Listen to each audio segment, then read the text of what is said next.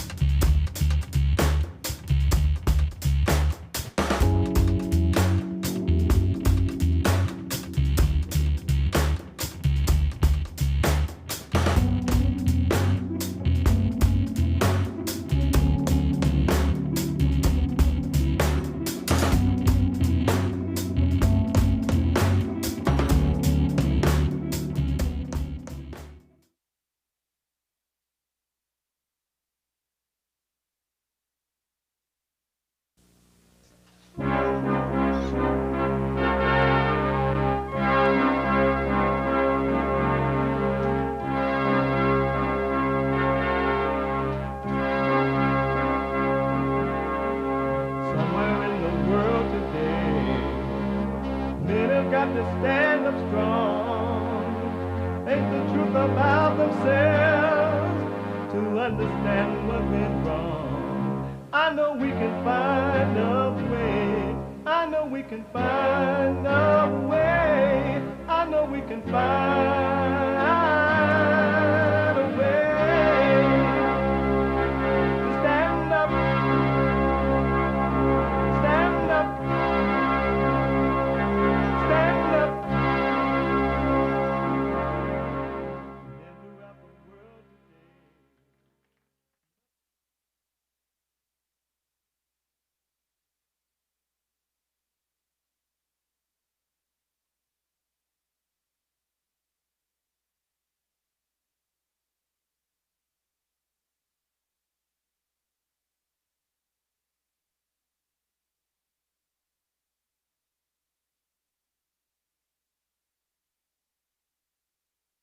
Uniting the races with truth instead of dividing them with lies. We're also rebuilding the family by rebuilding the man. I am Jesse Lee Peterson. Good morning. How y'all? It's Thursday. Again.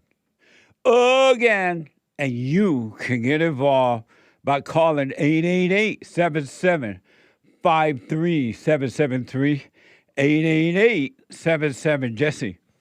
And my biblical question,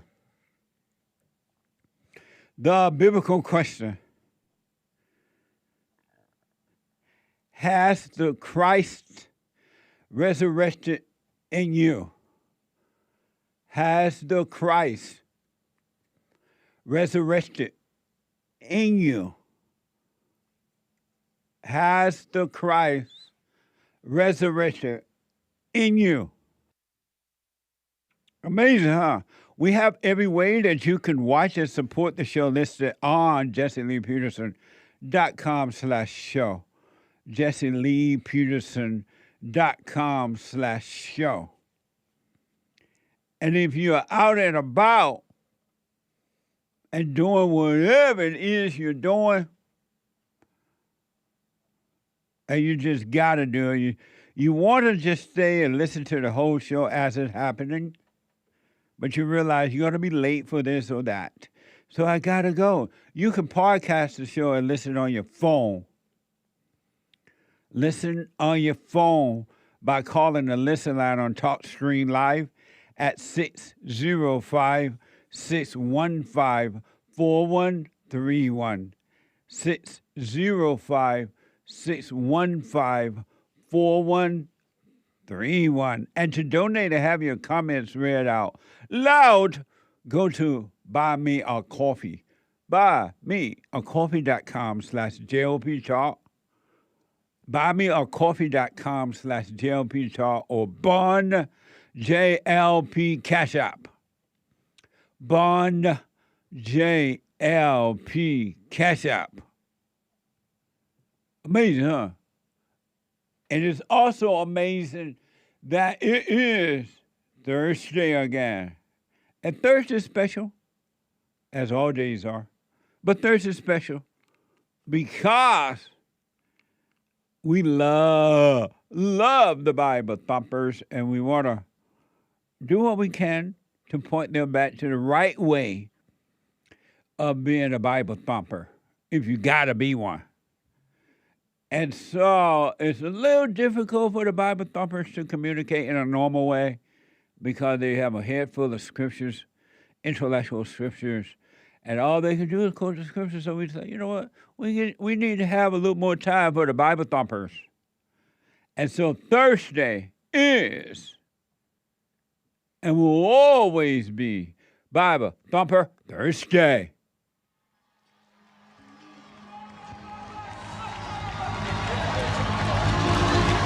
All right, brother. Are you ready? He's drunk as a bastard. He's drunk as a badger. A badger. Go ahead. Let that Holy Ghost language come up out of you. Go ahead.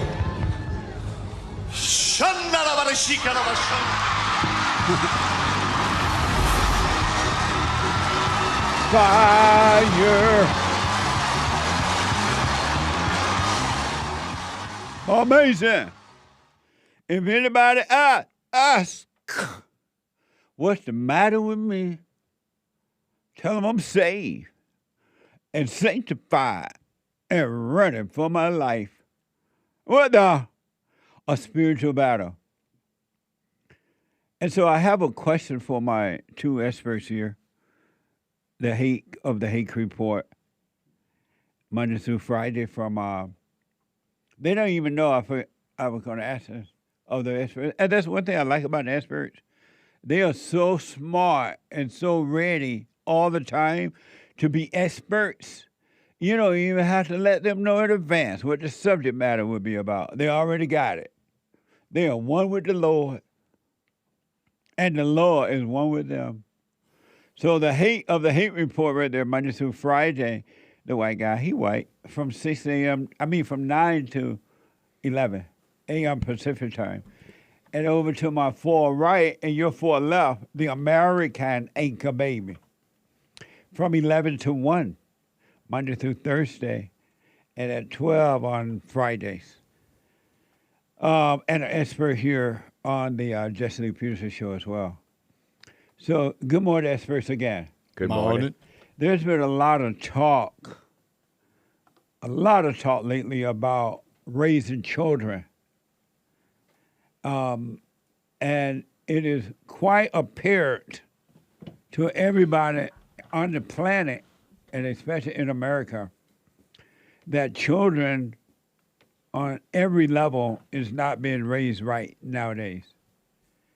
And we really see it in the black community, but and black people, black families, but not only. We see it in pretty much all families now, except that most families are not as rowdy and mean and just physically destructive, fighting everywhere and carrying on as the black children are. And so there's been a lot of talk about that.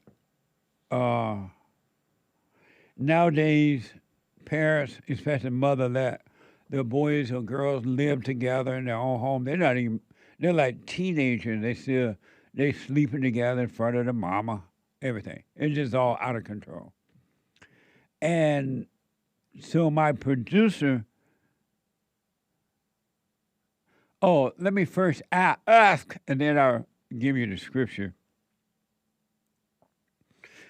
What is the primary problem with the way parents are raising their children or not raising them today? If being you're the expert. I am an expert. And what's the primary problem? What's the primary reason, or what is the problem that parents are not raising their children right today?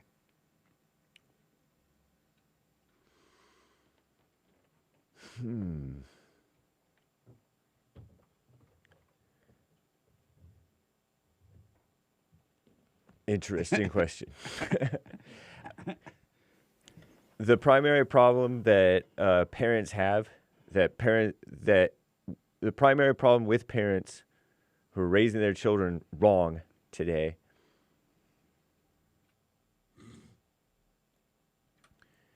is they get ideas in their head, and that blocks them from having like godly common sense in how to deal with their kids. They will preach at their kids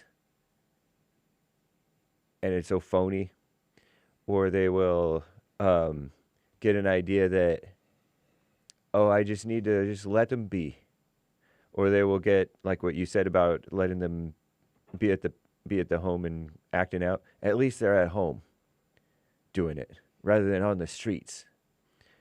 They get different ideas in their head, and they go with those rather than, like I said, common sense.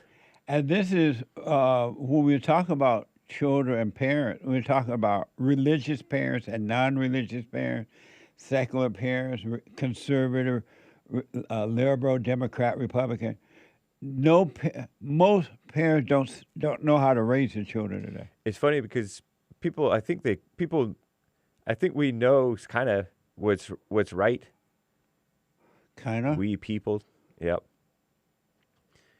But you get separated from what's right, like in the moment, and go along with something that's totally not right, and you feel like you're stuck in what's not right.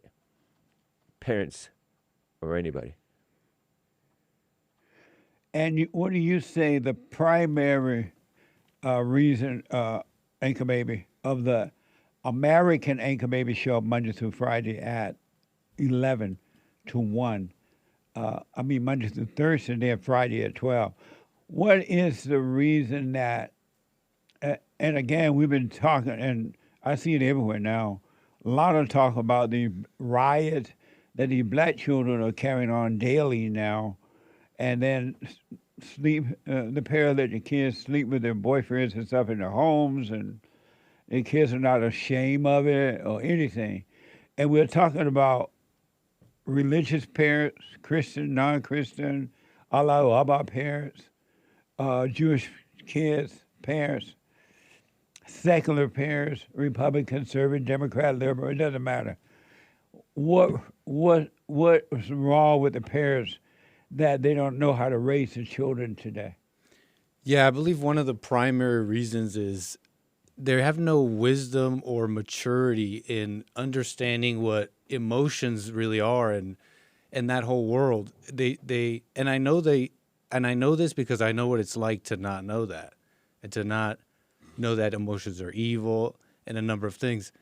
You know, one of the signs of this is you see these young children, they all have iPads, and they talk about how they get crazy if they don't get their iPad. That's a funny example, but it shows how the generation before without the iPad, they would have to go through it, whatever emotional problem, and maybe they learned something, but now you just stop it. You just give them an iPad. They have no understanding of what's going on inside of them. They justify, they call anger good. I think that's one of the primary things. That's why you see these people acting out teen takeovers at the graduation. They're expressing their inner chaos. Interesting.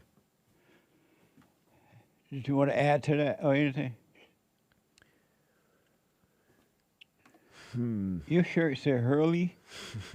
I was looking. No endorsement implied. Right. It does say that. Oh. Yep. That's like a hurricane coming. I think it's a surf brand or something. Oh, I see.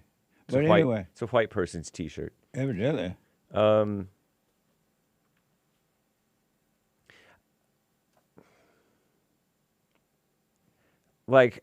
know a father who his mother yelled like heck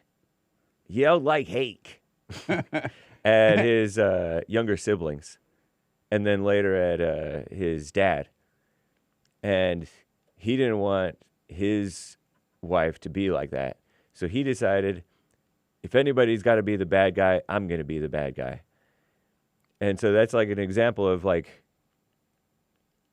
getting a crazy false value just to come up with a solution that's not the real solution to the problem. I do notice that what do you call my generation parents? Boomer. No, you're a boomer. I don't know, the silent generation or something? Oh, I see. I don't know my generation's past boomers, really. Before me, parents, they really knew how at least take time to raise their children. But I noticed with my generation, and not all, but my generation, and then all the generations after me do not know how to raise children at all.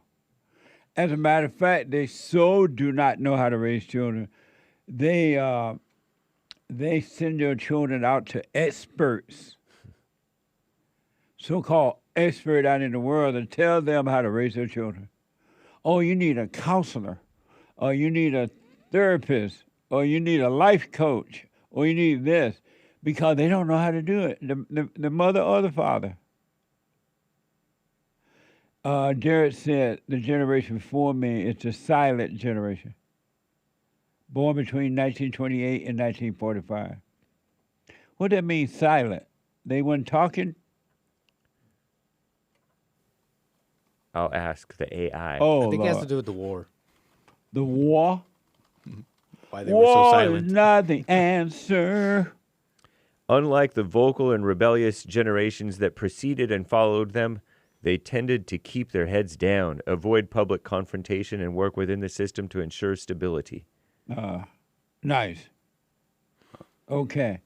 So it is Bible Thumper Thursday. So, hey, you first respond to this. What does this mean? This scripture mean? My producer gave me these this morning. Proverbs 22:6.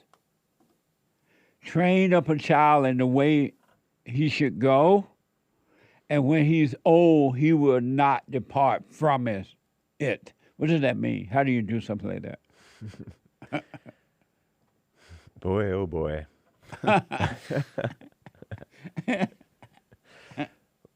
Well, the way that a child is trained up, whether it's good or bad, the child is the man or woman that the child becomes is kind of stuck like that. And so that's for better or worse. He won't depart from the way that he was raised. So But how do you train a in the way he- child up in the right way he should go?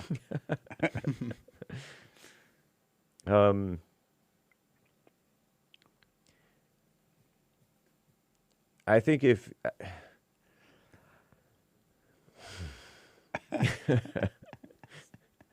This one's easy. I think if you if you have if you You want me to come back to you? no Put me in coach. no this no is no Easy. Huh? No, go. okay if you Derek said, take your time, hey, LOL. My producer. it was funny because I was laughing at Derek responding to you because you were asking him this how I was like laughing. Not the last laughing's on you. Okay, if you're what you should be as a father or a mother and just as a person, and then you deal with the kid right, not being frustrated at the kid being a frustrating kid, then the kid will see the light, and once this kid sees the light, it'll be like, oh, that confirms what I know already, because the kid kind of knows right from wrong, and it'll be easier on the kid, the child, because what he's getting from the parents confirms what he already kind of knows is right, and then he won't be as easily fooled by the world to depart from the right way.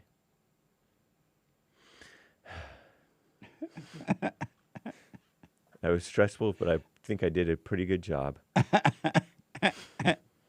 Proverbs 22:6 says, Anchor Baby, train a child up in the right way he should go. Even when he is old, he will not depart from it. What does that mean? How do you do that? Yeah, that's just a commentary on human nature, on how what you do, what you're trained to do young especially, you'll just end up doing often. It'll be hard to not do. That's really all it's talking about, whether it's right or wrong, whatever you teach them. And let's say you're a parent, you're like trying to teach them one thing, but they end up a different way. That's because that's what they were really being trained in. That's all it's talking about. And it's saying, and how you do it? Yeah, how do you Yeah. train a child up in the way he should go? Early and often, But how do you train him, though? in whatever way it is. What? But you do it early and often. When you say early, what do you mean? Young. And often, you mean what? You reinforce But you train them how? by doing what you're trying to train them into a lot. whether that's love or hate. And then Proverbs 13:24 says, whoever spares the rod hate his son. Whoever spares the rod hate his son. But he who love him is diligent to discipline him. What does that mean, Anchorman? It means I'm a liberal. I'm like, what? Bible? No. No, I'm playing around. My emotional sensibilities aside, it's talking about how if you never discipline, if you're all, and really what I'm talking about is the fear. You get this fear maybe to discipline. You're like, wow, I should say the truth here. I should tell him he's wrong or something. Doesn't always mean like hitting or something. And you're afraid of doing that, you spare the rod. I'm thinking it's not always hitting them with the rod, maybe. If you spare that rod, you hate him. It's like when it doesn't say in the Bible even evil people give their children gifts. Like anybody does that, but where's the guidance? Where's the discipline? So spare the rod. Whoever spares the rod hate his son. He who love him is diligent to discipline him. And you said that means what? What it says, which is what every person who doesn't quite get the Bible says, I notice. But it says if you're too afraid of saying the truth of what's wrong with your child or something, which is in this case disciplining, like it says in the scripture, then you're not showing them love. So when it says spare the rod, what is the rod? Discipline. And saying, and just like, not necessarily actually a rod, I'm saying. Right. But correction. That's the word I'm looking for. But you don't necessarily mean to whoop them. Right. Okay. Hey, Proverbs 13:24 says, whoever spares the rod hate his son, but he who loves him is diligent to discipline him if he love him. Nice. What does that mean? He who spares the rod. That means if you don't establish an order of like consequences for when you do wrong, and carry out those consequences, whether it's a beating with a rod. You told Hoppo to beat me. Justified beating. You have to discipline yourself too. Then the kid is going to go into society and be it's showing a lack of love to be nicey nice or to be lenient. It reminds me of the liberals who don't want shoplifters who steal under $1,000 to go to jail. There's a whole lot of rod sparing on and treating grown men and women like spoiled children in society, and it's a mess. Well, a mess. Here's an example of not raising your children the right way, or what happens. And it's just one big example, but there are a whole lot of small examples of not raising children in the right way. From my producer telling me it means ignoring a child's bad behavior or sparing the rod. But here's an example. Fox 2 is reporting. This is from Fox 2. A community's outrage followed a violent arrest of a 16-year-old student by a police officer at Fairfield High School on Wednesday. Watch this from Fox 2 and ABC 10. For you. All right, now to Fairfield, where a community is outraged tonight following the violent arrest of a student at Fairfield High School. His family joined students at a rally to protest the officer's actions and call for justice. The student's family and supporters are demanding justice, accountability, and the firing of the police officer. The family of the Fairfield High School student beaten by a police officer has identified him as Maurice Williams. They say the 16-year-old is now recovering from mental and physical trauma from the violent encounter on Wednesday afternoon. Police say they were responding to a physical fight that broke out among multiple students at the high school. Fairfield police say officers were responding to multiple fights on campus and believed a student may have been reaching for a weapon inside a backpack. As they said, a screwdriver was found in a confiscated bags. The department says officers used what they called, quote, distraction strikes while trying to handcuff Williams. His family says there's no justifications for what they saw. We're here because we want answers. The family says they want accountability from the city against the officer. Fired. Decertified. Nowhere. Like Decertified? What's decertified? And loved one says the police responded to a fight. The loved one says the police response to a fight amongst students does not justify the officer's action. Watch this. The encounter has gone viral on social media, and loved ones say the police response to a fight among students does not justify the officer's actions. There should be no way he should have been beat like that and pulled by the hair like that. Justice for Maurice! Justice for Maurice! For a second consecutive day, students held a protest on campus to stand up for Maurice. One woman says her daughter witnessed the incident. We will not stand for it. It's not okay. And the police department should take that as a message. He did not deserve to be brutalized like that. I want accountability, justice, and for the people responsible to be held accountable for what they did to my child.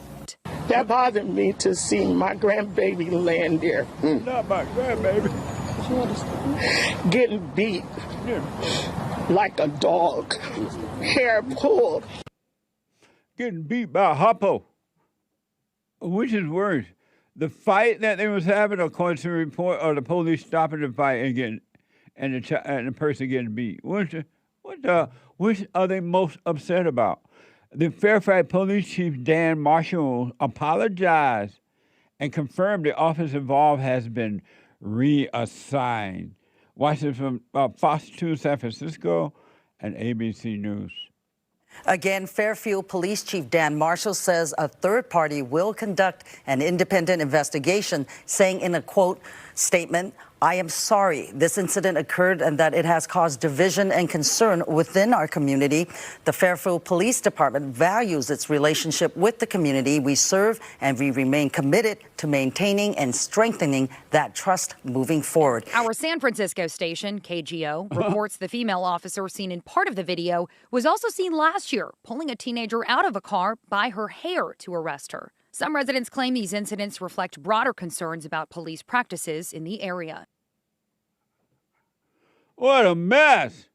And so these quote-unquote protesters, they show up when the police have to stop the fight, but they don't show up when the kids are fighting at school, in the streets, and everywhere. Why don't the parents show up then? Oh, ain't no money in that? I'm sorry, what'd you say? They can't accuse of brutality and all that? I'm just wondering. I don't know if they try to get money from these police or whatever, but it's interesting that they don't show up when these people are fighting, but they can show up when they want to protest the police. I'm just saying. 888-7753-773. A quick break. I'll let my experts respond to that, and then your phone calls. Back in a moment.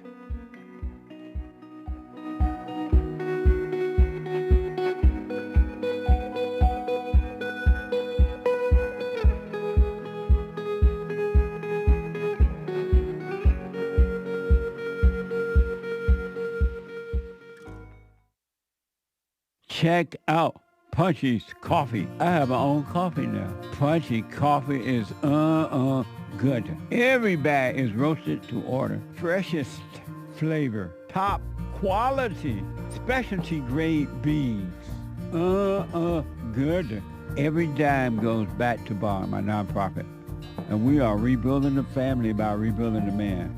So when you're drinking coffee and enjoying it, just know you're helping somebody. Amazing coffee. Punchy has his own coffee now. What the?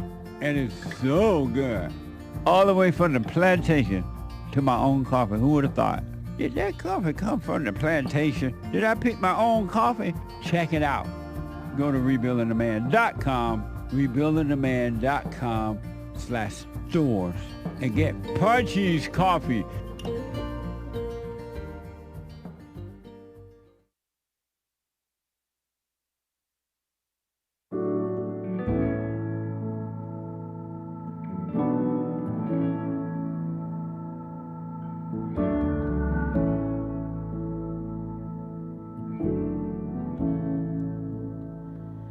You are my shelter from the storm. You keep me safe inside your... Amazing. Welcome back. 888-7753-773. 888-77 It is Bobby Thumper Thursday, and dealing with how to raise children, because it's apparent that it doesn't matter if you're religious, non-religious, all religious, secular, Democrat, Republican, conservative, Christian, non-Christian. Parents don't know how to raise children anymore. And it doesn't even matter the color. They have lost the touch of how to raise children. So we were talking about that in the first hour there. A couple announcements. Don't forget to like these videos. Like the video. And the Hake report is coming up at 9 a.m. this morning. The Hake, H-A-K-E report.com from 9 to 11 a.m. And after the Hake report, the American Anchor Baby. The American Anchor Baby from 11 to 1 p.m. Pacific time. And check out Punchy.tv. Punchy.tv with Bill. Brand new episode is there. You can podcast it. Bill from Punchy.tv. And last but not least for now, brand new episode tomorrow, if the Lord is willing and the creek don't rise, of the FallenState.tv. The FallenState.tv. I had a very interesting discussion with Dr. Shay Hong, whatever. A-H-N, how do you pronounce it? On. He's he is an evangelical pastor and is running for governor of California. Watch this. Next time on The Fallen State. So you're running for governor of California? Yes. The Democratic Party has taken God out. Here, I'm a pastor in California, and when I decided to support Trump, people walked out on my sermon. And they're all women. Of course. They're all going for Hillary Clinton. Yeah. I ended up suing Governor Newsom for locking down the church. He had abortion clinics open, marijuana dispensaries, and liquor stores. This is in the United States. United States of America. This is not China. That's right. Amazing. The Fallen State tomorrow, if the Lord is willing and the creek don't rise, at 11 a.m. Pacific time. And you should support the Fallen State by becoming a member there on the YouTube channel or JesselyPeterson.locals.com. Hey, we played a video there in talking about how to raise children, where the police officer were accused of breaking up a fight, but in a violent way, they call it. And the parents showed up protesting that, but they don't show up for the children fighting ever. How do you respond to that video?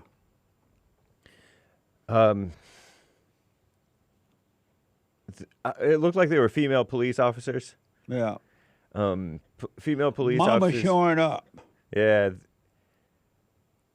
They're weaker. They have to do more. And they're also angrier, perhaps, or not necessarily angrier, but they just have to rely on that extra viciousness to get that oomph that the police need. So, and from what I saw, and I wasn't looking closely, I didn't see anything that bad, really.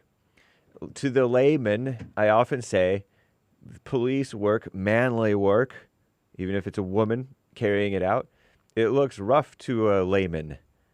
And shame on those parents. They should be hiding their faces, not literally, but a white parent, let's say, would be hiding their face at how bad his kid is, maybe, rather than blaming the police. You know what I mean? Amazing. And you say Anchor Baby? Shout out.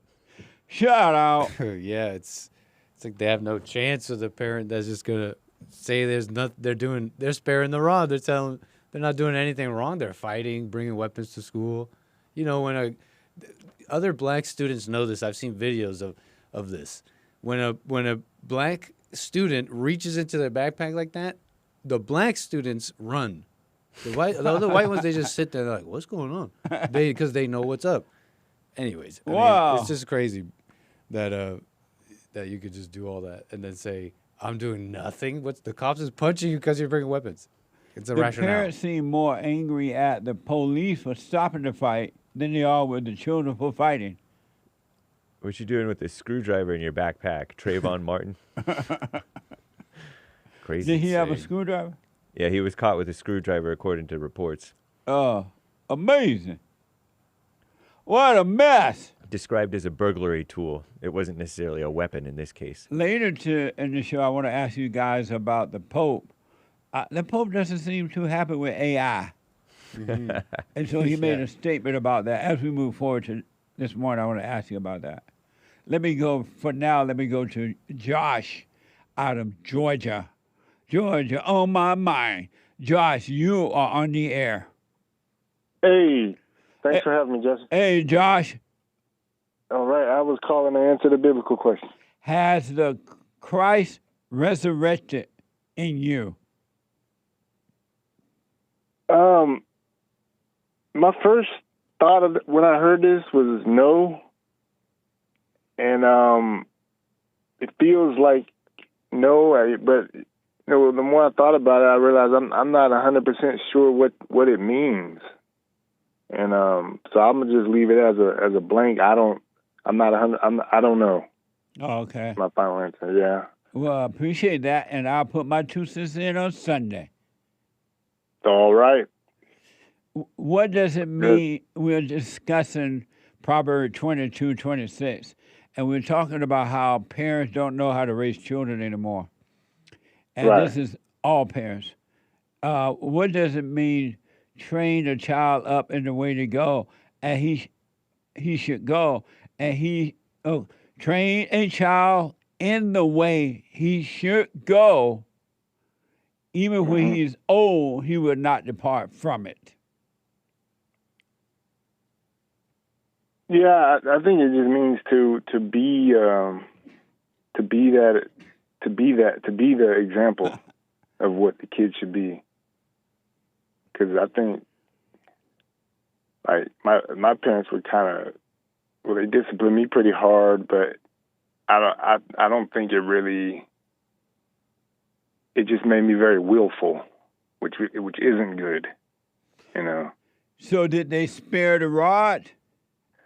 No, they didn't spare. They didn't spare the rod with me, but they did it with anger. So and so when they didn't spare the rod, that just made you worse. They used the rod, and it didn't work on you. It didn't work. Yeah, it didn't work. And why not?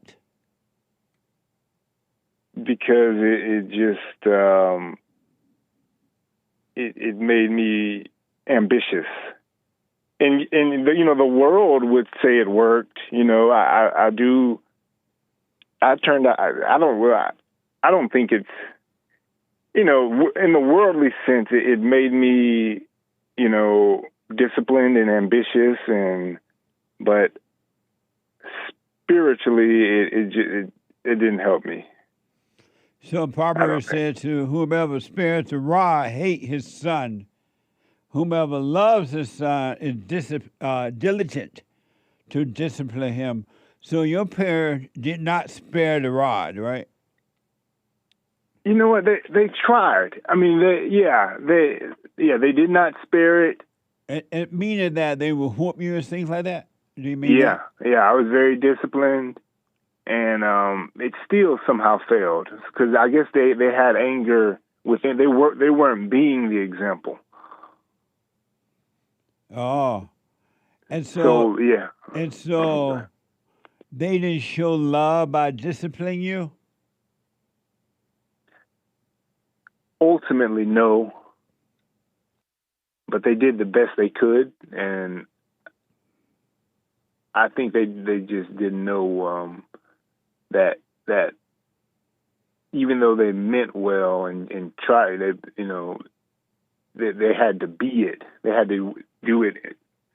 I would follow the example of what they are. Okay. Yeah, if that makes sense. Amazing. Because people think if you grew up I grew up in the suburbs in a 2-parent household, and people think that automatically I'm better off than someone who grew up in a hood or in a single-parent household. Yeah. But that's not true.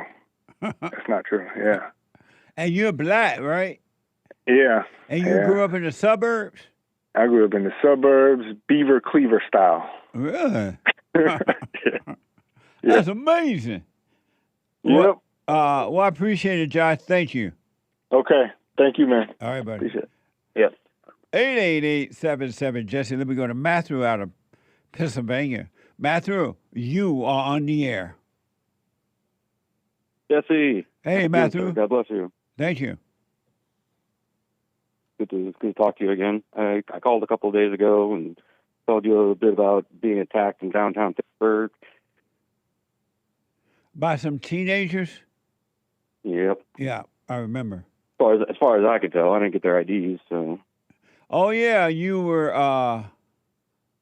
in a, if I remember correctly, you were in a store or something, and they came in and they was trying to steal or something. Yep. And you yelled at them and told them to get out, and instead they jumped you outside and beat you up. Yep. Okay, I got it now. Go ahead. So to me, the president, Donald Trump, the Great White Hope, I love him, but we have domestic terrorism going on right now. We have these teen terrorists who are shutting down cities and making it so if people don't feel safe, like they can just walk out in the middle of the day, go to the store or be out with their family without having to worry about 7 kids dressed in all black, looking like ninjas, and there's no reason to be wearing a balaclava when it's 80 degrees out. So anyway. So I'm being told that we have a clip from your situation from WPXI. Let's play that, Nick.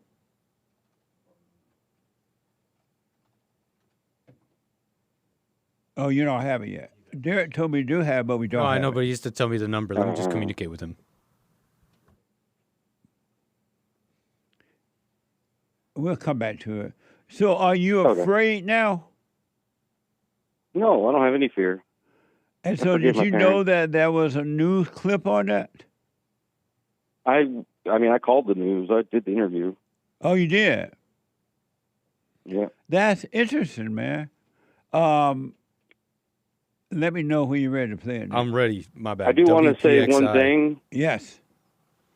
In the clip, they say that I was beaten by the teens, right? But I was not beaten. I got pushed to the ground, and they were stomping in my head and surrounding me. But at no point did I lose consciousness or give up fighting. They didn't beat me. I never tapped out. But if you were throwing down and kicked in the head and stuff, that's beating. They didn't beat me. They assaulted me. Okay. So I'm not beaten. So hidden is another word that means beating. Whatever. I'm not beaten. Oh, right on. I'm not scared. I'm not worried about these kids. They're not Okay. going to terrorize me. How in my about home. battered? Okay, battered. Okay, here's that story from WPXI. Well, a man says he was attacked in downtown Pittsburgh by half a dozen teenagers. Now, before heading to breaking news, Channel 11's Lauren Talata spoke to the victim and has his message to the teens who beat him.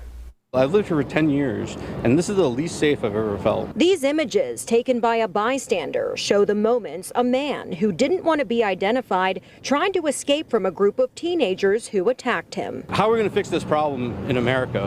How are we going to allow this to happen and to be terrorized by teens? The man told us he was in the 7-Eleven on Penn Avenue Saturday afternoon when the group walked into the store. I noticed that they were all going to the back and they started stuffing stuff in their pants, and I said, hey, stop that. Don't, put it back. That's when the victim says the teens surrounded him, punching, kicking, and threatening him. I ran across the street and got pushed to the ground, and they started raining fists and feet and shoes all over my head. He was able to get away and call 911, then took himself to the hospital. I went to the ER to get a CAT scan because they were kicking me in the head, and thankfully there was no brain bleeding or traumatic injury. But, I don't think that's an excuse. I don't think the fact that I didn't die means any less. He has since filed a police report and hopes the teens are held accountable, sharing this message for his attackers. I do forgive them, but I think that the judge should instill harsh penalties, make an example out of these kids. Now, Pittsburgh police say they are still working to identify the 4 juveniles who assaulted the man. Wow, Matthew, that's crazy that happened to you. Happy Memorial Day. Thank you to all those that served and gave their all so that we could be here. I want to honor them. A lot of my family's in the military, but I have not served, but I do appreciate all the people that made that decision, and I thank them for it. And so now that has happened to you, do you change the way you walk the streets now or go to the market? Are you more aware? Are you do you carry the Second Amendment or anything? No, so I guess I'll say 2 things. I'm not a woman. If you do a search online about the way that men walk down the street and women, where they're looking, women are like prey animals. They're looking around all the different corners. And men, they look where they're going. So maybe you can notice a little bit, feeling like a prey animal. I got to keep my head on a swivel and look out for folks. But I'm a man. I walk with my head high. Right on. And these people were black. Yeah. Big surprise. What? What a mess. What a mess. Is that a hate crime if 6 black teens attack a white dude? Yes, that's a hate crime. Had it been the other way around, it would definitely be called hate crime right away. Well, if white people had done that, white kids had done that to a black man, it would be called hate crime before you can hit the ground. Yes. And to your point, would I carry a firearm? I mean, I'm a smaller dude, so I do need a force multiplier, and it would probably be a good idea for me to arm myself. But if I had a weapon, a gun in this situation, the laws change a lot. So I would have a responsibility not to put myself in that situation. And but if at some circumstance a bunch of teens surrounded me and stomped me to the ground, and I had a gun on me, and there's 6 of them, then yes, you can kill them. But I'm in Pittsburgh, Memorial Day weekend. I get attacked and jumped by a gang of predators, and I kill one of them. But I'm white, and they're all black, so the city riots because and it's against me. What a mess, I don't know if that's man. part of the calculus I have to do when I'm trying to defend myself, but it's I don't want people to make this seem like I'm racist because racism isn't fucking real. Sorry, excuse me. No, it's not about racism at all, but this is pure hatred. What a mess. And so, any update? Have they found any of these guys or caught any of these guys at all? I gave the detective a copy of the surveillance video inside of the 7-Eleven yesterday, and there's amazing footage of all their faces. So if, like, I forgave them. I don't care. Like, it doesn't bother me. Like, I don't want money from them. I don't want to, make them suffer or anything. I don't want it to happen to anyone. I don't want it to go on anymore. So I'm calling the governor, the mayor, the senators, the news. I'm calling everybody that I can. I'm not going to take this line down. But you do want them to go to jail, right? Well, I don't want to put words in your mouth, but you. What are you talking about, man? They're juveniles. They're not going to jail. So you don't want them in jail? Do some community service. You want to know what I want? What? Can I tell you? Yeah. I have 5 stipulations. So the first is I want a 5,000-word essay written in cursive on the quadratic equation. The second is I want a home-cooked meal at each one of their houses and get a chance to meet them and their families. I want them trespassed from every 7-Eleven in the United States. I want restraining orders on each one of them so that they can't hang out with one another or talk to each other online or whatever. And my last stipulation is I want them all to consent to mutual combat. Consecutively, I'll fight each of them in front of their friends and family, and we'll see if they're as strong and brave as they are one-on-one as when it's 6-on-1. That's amazing. So that's what I think. I think it's better than community service. Wow. Well, they do have juvenile hall, right? Mm-hmm. And that's like a jail? Yeah, it's like a training center for criminals. They go there and learn how to be better criminals. That's right. Wow. Well, Matthew, I wish you well in this situation, man. There's something else, seeing it on that report, even just hearing about it from you, but to see what was going on, that's even, it's crazy, man. Well, if I get an update or if I, get another news story with a little bit better footage, I'll let you know. Yeah. But God bless you. You lift my spirits, and I can't thank you enough for everything. You allowed me to live my life without anger, without fear, and your teaching and leadership is very appreciated, even though I don't have any leaders. But thank you for showing me the way to peace. You're welcome. You stay with it. It's crazy watching that video and seeing, according to the video, your testimony, these people are acting like wild animals, like wild animal hunting down food. It's just crazy to see human beings attacking one another in this manner. It's insane. It's evil. Not my America. I'm not going to put up with it. I'm going to stand up. Right on. Amazing. Well, keep me updated on it, all right? All right. God bless you. You too, buddy. Thank you. I got to take a break. 888-77-JESSE. And when I come back, your super chats and more, your phone call. Back in a moment. The hate news is coming now. Not the fake news, but the hate news. And I'll be back in a moment.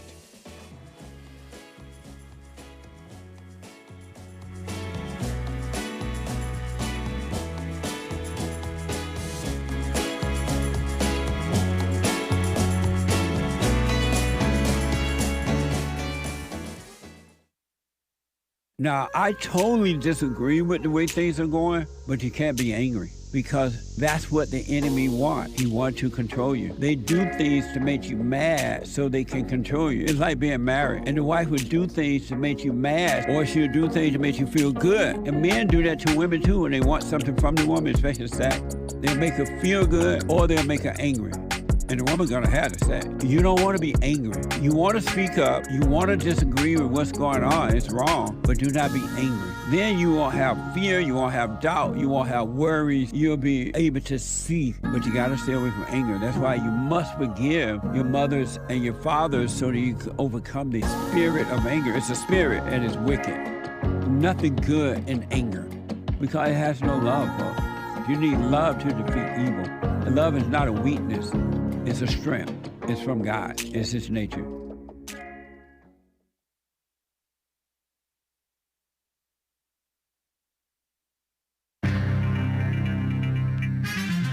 There's a whole lot of mess going on in this here world. Am I right or am I right? This is the end of hour 1 of the Jesse Lee Peterson Show. It is Thursday, the 28th of May, AD 2026. Hang tight, callers. There's one line open. You can call in right now if you haven't already gotten on air. And if you're not already on hold, there is a line open. You can call in to get on hold to get on air with JLP in the coming hours of this Bible Thumper Thursday. There was a Trump accuser who is facing charges. E. Jean Carroll, the woman who thinks that most people think that R word is S word E.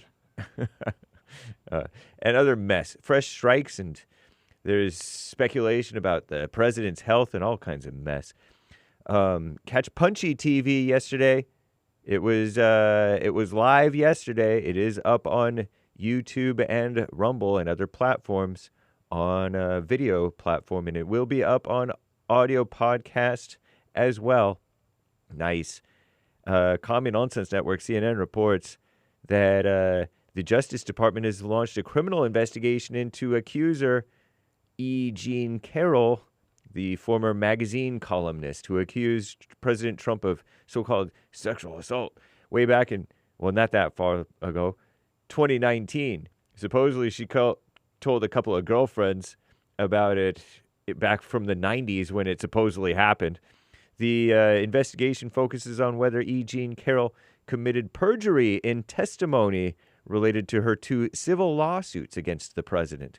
And there was one lawsuit where the jury said, oh, yeah, he probably did do something. What a mess, huh? Juries previously awarded E. Jean Carroll millions of dollars in so-called damages. President Trump is appealing those. Fresh strikes, a fragile ceasefire under threat after Iran and the United States traded new strikes earlier today, carried out just hours after President Trump vowed to seal a favorable deal to end the war amid fluid negotiations. We shall see what happens. President Trump declared everything checked out perfectly, all caps, in quotation marks, as a quote, after his annual physical exam this week. Allies are portraying the 79-year-old, soon to be 80 if he makes it to June 14th. He'll be 80. Pretty cool. Unusually energetic and sharp despite persistent scrutiny over his health. Even glowing assessments from his doctors have done little to quiet questions about President Trump's medical transparency and fitness. What a mess. Meanwhile, the media was awfully quiet about Biden, who was clearly off, or Hillary when she was quite odd when she was running for office. Anyway, redistricting. Republicans are headed into the midterms with a significant advantage after aggressively reshaping House maps across the country because they had been misshapen by way of the Voting Rights Act and all kinds of dumb stuff, right? The GOP could finish this year's redistricting battle 10 seats ahead, which would be cool, making it far harder for Democrats to retake the chamber, even as President Trump's popularity hits new lows, because people are falling for the anti-war, anti-Trump propaganda. Did you know that there was a cave rescue in Laos, if I'm pronouncing it correctly? The Laotians, Laos, specialist cave divers racing to rescue a group of villagers trapped in a flooded cave in a remote part of Laos. Pardon my butchering of the name if I am. Say they are cautiously optimistic that the stranded men could soon be brought back to safety. 5 of the 7 missing villagers were found alive Wednesday in a deep underground chamber, but high-stakes extraction lies ahead. Wow. And some people were brainwashed by a cult leader, supposedly. 3 siblings grew up in a cult run by Tony Alamo, a notorious so-called false prophet. That's CNN's words, false prophet. Then an FBI raid thrust them into the real world. They're rebuilding their lives from so-called scratch. Supposedly enormously difficult. I'm James Hake. Now back to JLP, Hour 2.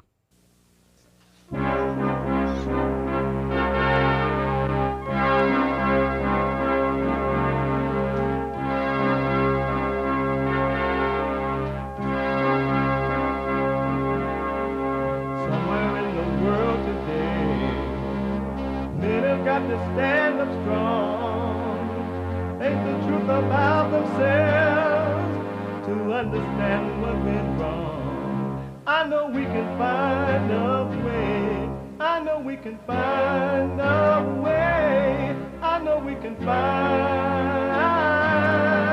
a way to stand up, stand up, stand up.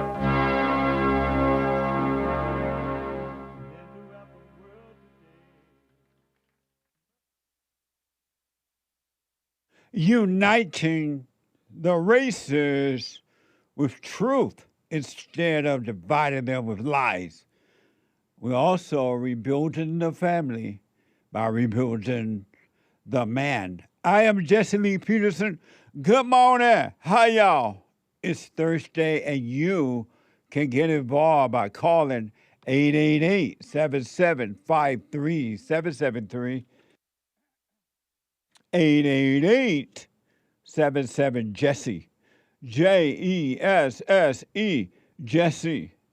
And my biblical question for this week: has the Christ resurrected in you? Has the Christ resurrected in you? Amazing question, especially for men and women who are working on themselves, overcoming evil with good. Has the Christ resurrected in you? It's not for everybody. It's not for those men and women who love evil. Men and women, boys and girls who love evil. And this I promise you, there are men and women out there who love evil. Look around. It's right in front of you. Right in front of your face. There are men and women who love evil. We showed you an example of the Matthew showing you these people, according to Matthew in a report, attacking him as evil. And people love it. We have every way that you can watch and support the show listed on JesseLeePeterson.com/show. JesseLeePeterson.com/show. And if you're out and about and doing whatever it is you're doing, and you just got to run around anywhere in the world, because we're here Monday through Friday from 6 a.m. to 9 a.m. Pacific time. And so, different time zone for different folks. If you got to run around, whether going to the gym or running or babysitting or whatever it is you're doing, you can listen to the show on your phone. You can podcast and still listen to it as it is happening right in front of your face. On your phone by calling the listen line on TalkStream Live at 605-615-4131. 605-615-4131.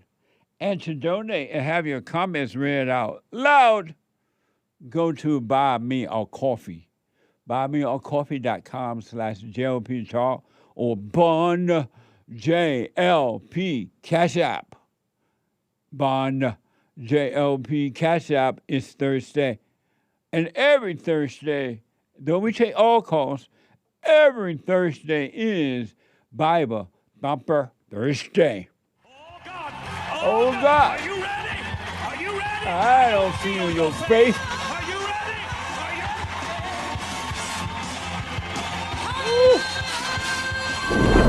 Yeah. Oh. Woo. Bible Thumper Thursday. A spiritual battle, folks. Before I go to the calls and your super chats, this is a battle between good and evil. And it's never gonna get better. but each individual can get better. You can lay your weapon down and walk away from the battlefield and be free. War is not the answer. Only love can conquer hate.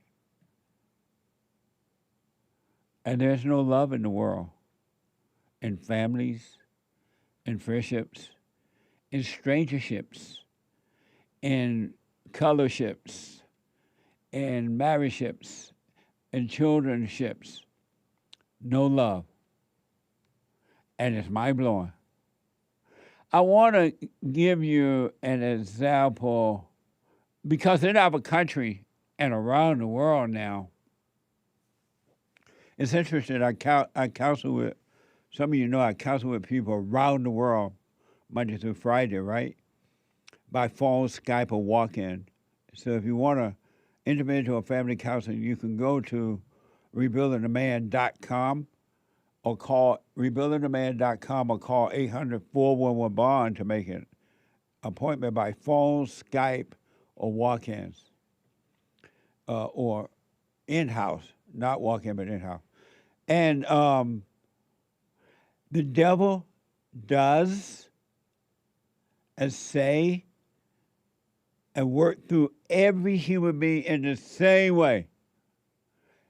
Some situations may be a little different, but the devil, he knows everybody's language. And he makes you feel, think, and feel and carry out the same thing in everybody. And the solution to overcome, because God knows your language too. He speaks Spanish, Chinese, Japanese, Swahili, English, Mexican. God speaks the same language too. But it's interesting, no matter anywhere in the world where I'm counseling, Germany, down under, Australia, UK, or right down the road here in America, it's the same language. And the devil tell everybody the same thing. And they feel the same way, and they act it out in the same way, believing that it's them. All thoughts are all lies all the time about anything. And emotions are all lies all the time about anything, because emotions come from thoughts. You cannot have an emotion unless you have a thought first. Have you ever noticed that? And God, the Spirit of truth, is not involved in thoughts and emotions at all. The so-called good ones or the bad ones has nothing to do with God. Isn't that amazing? God, the true God, is a dispassionate God. He is not an emotional God. He's neither angry or feel good. He's neither feel good or angry. That is your father, the devil. And the reason it's your father, the devil, because you believe in it. You and the devil are one. You are the devil, and you don't even know you're the devil, because the devil doesn't know he's the devil. What the?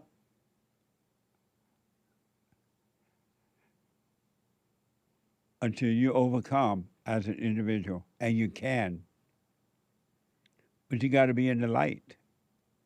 And the light have no relationship with darkness at all. Zero. The light doesn't even know darkness. Isn't that amazing? That's so deep, it made me want to grow another miracle. The light doesn't even know darkness at all. It doesn't even know it. That's why when you go into the light by leaving the darkness, there's no darkness. And you're like, what the? but you got to leave the darkness of your imagination and emotions.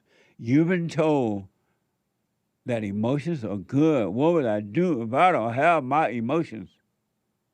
What do I do if I'm not angry?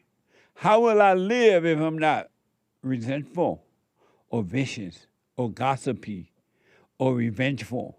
Who will I be if I don't think, you say?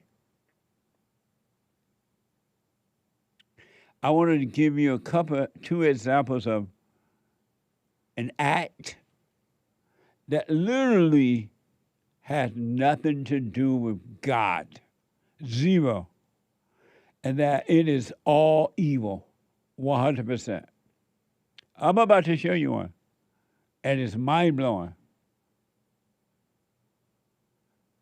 What I'm about to show you, get ready, call everybody up, let them know that what I'm about to show you is pure evil. It is the nature of the devil. It has nothing to do with love. It has nothing to do with God. It has nothing to do with the light. It is all dark. And what a sad way to live, but I understand we're taught to do this and be this way. We've been taught wrong about life. From the moment you pop out of your mama's womb, they teach you wrong about life. And then they send you to an expert. Experts teach you wrong. The preacher teach you the wrong thing about life. The schools teach you wrong about life. Your experts, your psychiatrists and psychologists and lawyers and whomever, they teach you wrong about life. Wrong about life, and then you suffer for the rest of your life until you start to overcome it.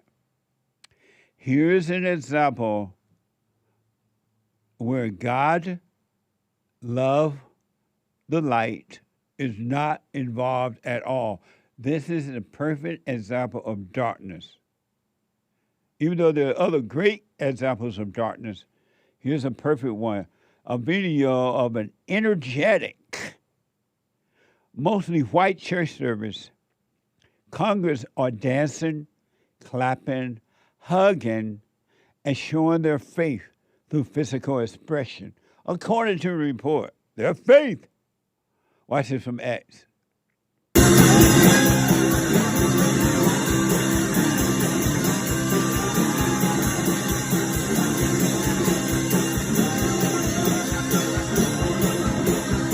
Bunch of people jumping around. All in the name.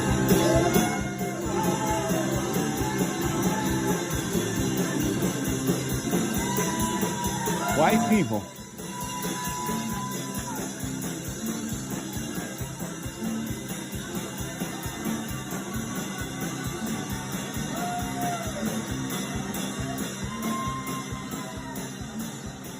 Jumping around for the Lord.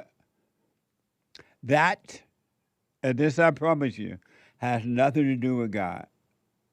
That's misery. They're jumping around. They're crying. They're yelling and singing in misery. And then they go home and they cry. And they fight. And they're lonely. But they told, oh, we're dancing like David, they say. I don't know if these people said that, but whatever. Nick can tell me they're drunk in the spirit. Oh, are you? Know what you said? That older fella at the end there, you see him stumbling around? Yeah. Yeah. I've heard they call that sometimes drunk in the spirit. Of evil. If anything. Stumbling like he was at a party. That has nothing to do with God, folks. And then you go home and cry. And then you go judge yourself and your neighbor. Oh, the guy in the brown shirt. One.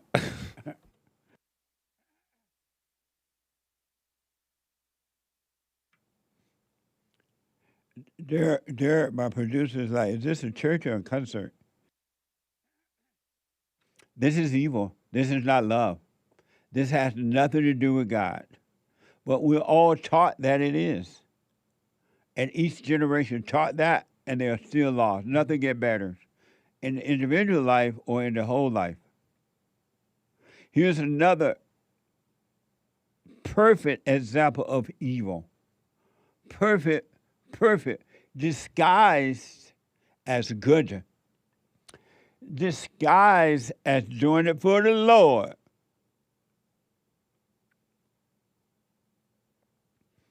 But it has nothing to do with God.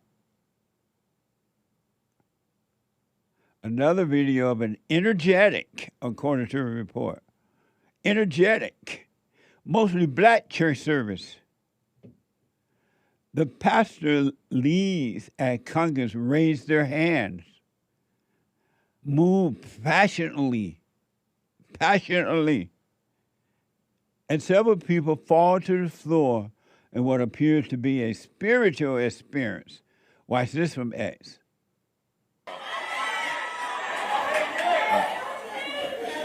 This for your son tuition.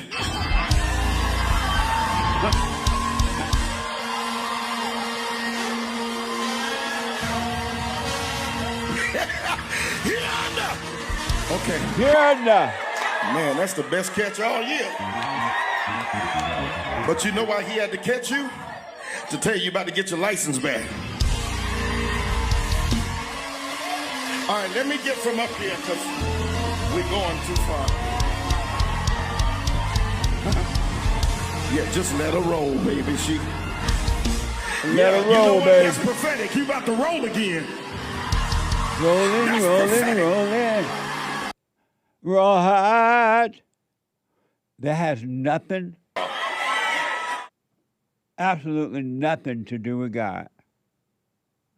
It's not, it's all ego, it's all evil. Emotions are evil. Emotions come from darkness.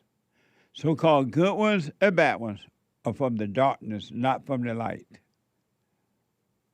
And at one time we knew this and knew that in this country. But what happened is you listen to the woman. And every time you listen to the woman, you will suffer. And the woman says you should be emotional. Men, you should be emotional like a woman. Men are not allowed to express their emotion. That's hard on men, they say. And this is what you get. More evil. And those same people, they go home and cry at night. Those same people judge their enemies. Those same people judge themselves. And those same people do not love God. First and foremost, they have broken the first rule. The first law, which is of God, and God is the law. And they've broken the first law, is to love God with all your heart, soul, and might. And love your enemy. Love your neighbor. Pick up your cross and follow me, he says. That ain't happening. That's all evil right there. And their lives are not going to get better unless they start to work on themselves by forgiving. And especially starting with the mothers. All that stuff is just a lack of forgiveness. Is evil. Masquerading as good. Woe unto the man or the woman who call good evil and evil good. I would suggest do what you want. You can even give this a try. I wouldn't tempt the Lord, though. I wouldn't do all that. But be honest with yourself about your anger, your fears, your resentment, and see that it's wrong. And then forgive and see what happens. You're like, wow, Jesse, what y'all? You hear it all the time from men and women calling the show here, or our fellowship, or even the fallenstate.tv, those that does it. It's a spiritual battle, folks. And you've been deceived. I've been deceived. We've all been deceived by the spirits of evil, possessed by evil. And it ain't nobody's fault. As an adult, it's nobody's fault but yours if you don't overcome it. As children, our parents is to blame. But as an adult, you, and only you, are responsible for your own spiritual life. The husbands are not responsible for the wives' spiritual life. And the wives are not responsible for the husband's spiritual life. You, as an individual, got to travel this journey by yourself. You got to go back home to daddy alone and by yourself. You can't take your husband with you, your wife, your children, anyone. But this is evil what you're looking at in these churches like that. It has nothing to do with God. 888-7753-773. Let me go to Peter out of California. Peter, you are on the air. Hey, Jesse. You hear me okay? Hey, Peter. Thanks for taking the call, Jesse. Yes, Just wanted to respond to the topic of discussion in the morning about Proverbs 22:6, leading a child in the right path. Trained up a child the right way he should go, and even when he's old, he would not depart from it. Yes. So that's actually a Bible verse that, I've taken into account. So I have two kids, a teenage son and a little girl. And, currently I feel like my teenage son has been extremely rebellious in a lot of the ways that he does, acting just like mom. And I'm learning now, definitely through the hard way, that I didn't step in as needed. And I don't know who said it on the show, but about fear of disciplining or sparing the rod. That's another verse that stuck to me because... Peter, stay close to your phone because it's a static kind of thing. Go ahead. Sorry, is this better? Yes, stay with it. Oh, okay, cool. So, yeah, basically sparing the rod on the child and meaning you don't love the child. So I can relate to that one the most because I've been observing myself and, watching you for a few years now. I felt this fear whenever it came the opportunity to discipline my son. Something inside of me said, just let him get away with it. It's okay. I think that's the gist of what the feelings, were telling me, or the thoughts. And, letting that happen for so many years has resulted into now difficult to disciplining him and, trying to be hard on him in a sense. So, I'm at a crossroads. He's 15 right now, turning 16 pretty soon. So there's still a few years where I have the opportunity to shift, but man, it's all within. It's nothing to do with my son. It's all within. My father was very passive with me and extremely passive. I think he disciplined me once when I was a kid, and that was about it. But I kind of got away with a lot of the things that I did. And now that my son now that I'm in the driver's seat being a dad, I'm not able to properly discipline my son because of these feelings within me of I don't know how to explain it other than guilt.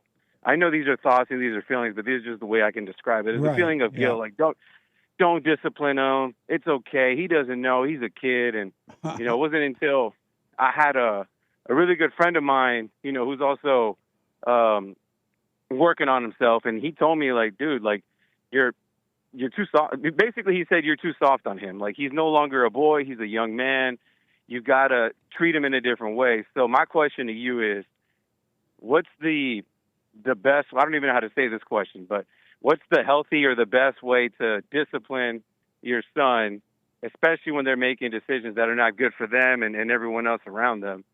How do I do that without, being, I don't know how to say, to going from a loving father to an extreme dictator? How do you go from that extreme without, passing additional trauma at that age? When you say going from a loving father to a dictator, when were you a loving father? Good point. I was never one. No, that was a question, not a point. Yeah, That's what I'm saying. I was never one. Now that I think about it, I don't think I was. Right. He's 15, you say? Yeah. And you said that you were afraid to discipline him. What were you afraid of? You know, that's a good question. I think the thoughts were telling me that if you, basically something along the lines of, if I'm too hard on him, he's going to hate me and resent me. So the thoughts told me, don't discipline him because the discipline will cause hate and resentment. Oh, well, children hate parents who are too rough on them, and they also hate parents who are too soft, too nice. And the reason they hate it because the parents that's too hard on them don't have love, and the parents that's too nice don't have love. And so they hate what the evil in the parents. And that made them evil, that made them worse as well because now they're judging. And now that he's 15, I would recommend that, and you are working on yourself now, right? Yes. Have you forgiven your mother and all that? Yes. I would apologize to him for not disciplining him, raising him in the right way, and let him know that you do love him and that from this point forward, he got to drop his anger, forgive his mother, and forgive you for not protecting him from the mother and disciplining him. And let him know that if he get in trouble from this point forward, that you're not going to get him out at all. He's going to be stuck. If he go to jail, you're not bailing him out of jail. You're not going to put anything on the books. And he can't even call you collect. And that he got to drop his anger and so that he doesn't end up in trouble or acting in the wrong way. And when and do that with love, without judgment, and then the light will guide you into how to raise him, how to take him the rest of the way. Yeah. That makes sense. Thank you. I had a similar conversation with him to that effect, but then the next question would be, okay, once I do that, then how do I handle when there is, let's just say something basic, right? He's late for school, and the question is, why are you late for school? How do you discipline him? Because teenagers are like, well, the more you tell me not to do it, the more I'm gonna do it. Right, because they hate the parents, and now they're rebelling. Right. So, go ahead. And so again, never assume or think about how you're going to deal with a situation until and if the situation happens. And now that you're walking in the light, your love, the light will show you how to deal with that situation perfectly. Yeah. It really will show you. But if you get into your head about it and you become angry, you're not going to see how to deal with even simple situations like that in the right way. You're going to be uncertain, or you may overly react to it or something. But if you stay in the light will show you how to do it because you're walking in perfect love. Yeah. Yeah, that all makes sense, Jesse. Thank you. And it's a wonderful thing, really, just going through this process because, you've said it several times. It gets deeper and deeper and deeper, and there's so many layers. Like, I felt like, oh, man, all right, I'm good now. Like, the thoughts tell me, oh, you're good. You're a lot better. You forgave your mom. Everything's, being, rainbows everywhere. And then something else comes up that's even deeper, and then it's like a whole other, I guess, just something else I need to overcome. And I can feel that within me. And what I do with it is I just sit with it. I let it maybe not dwell. I don't know if that's the right word, but I just sit with it and I allow the pain to be there. And instead of react, I can feel myself like a dog trying to get out of a cage. Yeah. Let me out. And I want to react. I want to explode. I want to do all these things, but I just let that simmer down. And this morning, I allowed that to happen. And Peter, can you I hold turned on for your me? show and, Can you hold? Oh, yeah, sure. Hold on. Yeah. Okay. Let me take a quick break. 888-77-JESSE. Back in a moment.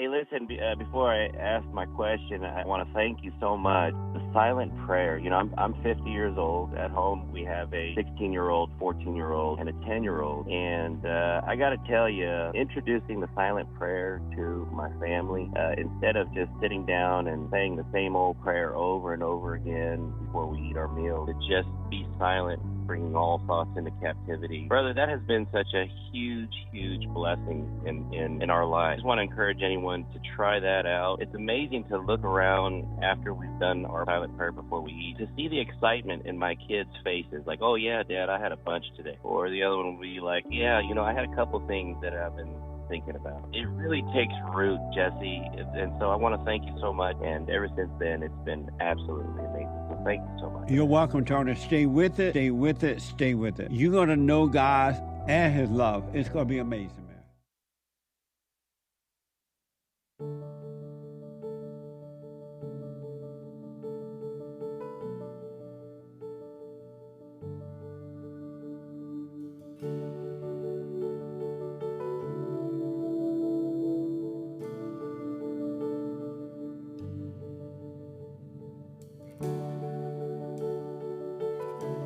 Check out our merch. We have amazing merch. Mugs and, well, first we have the coin, the silver coin, and celebration of 250 years of America. A good investment. You can't go wrong investing in silver. And my face is on it. And then we have the coffee, Pudgy's coffee. Good. I have my own coffee too. Isn't that amazing? My own coffee. And then we have books. And my books are amazing. The scale book is not available in paperback right now because we got a reprint. But You mean the antidote? I mean the antidote. Not my bad. The antidote. But it is on Kindle.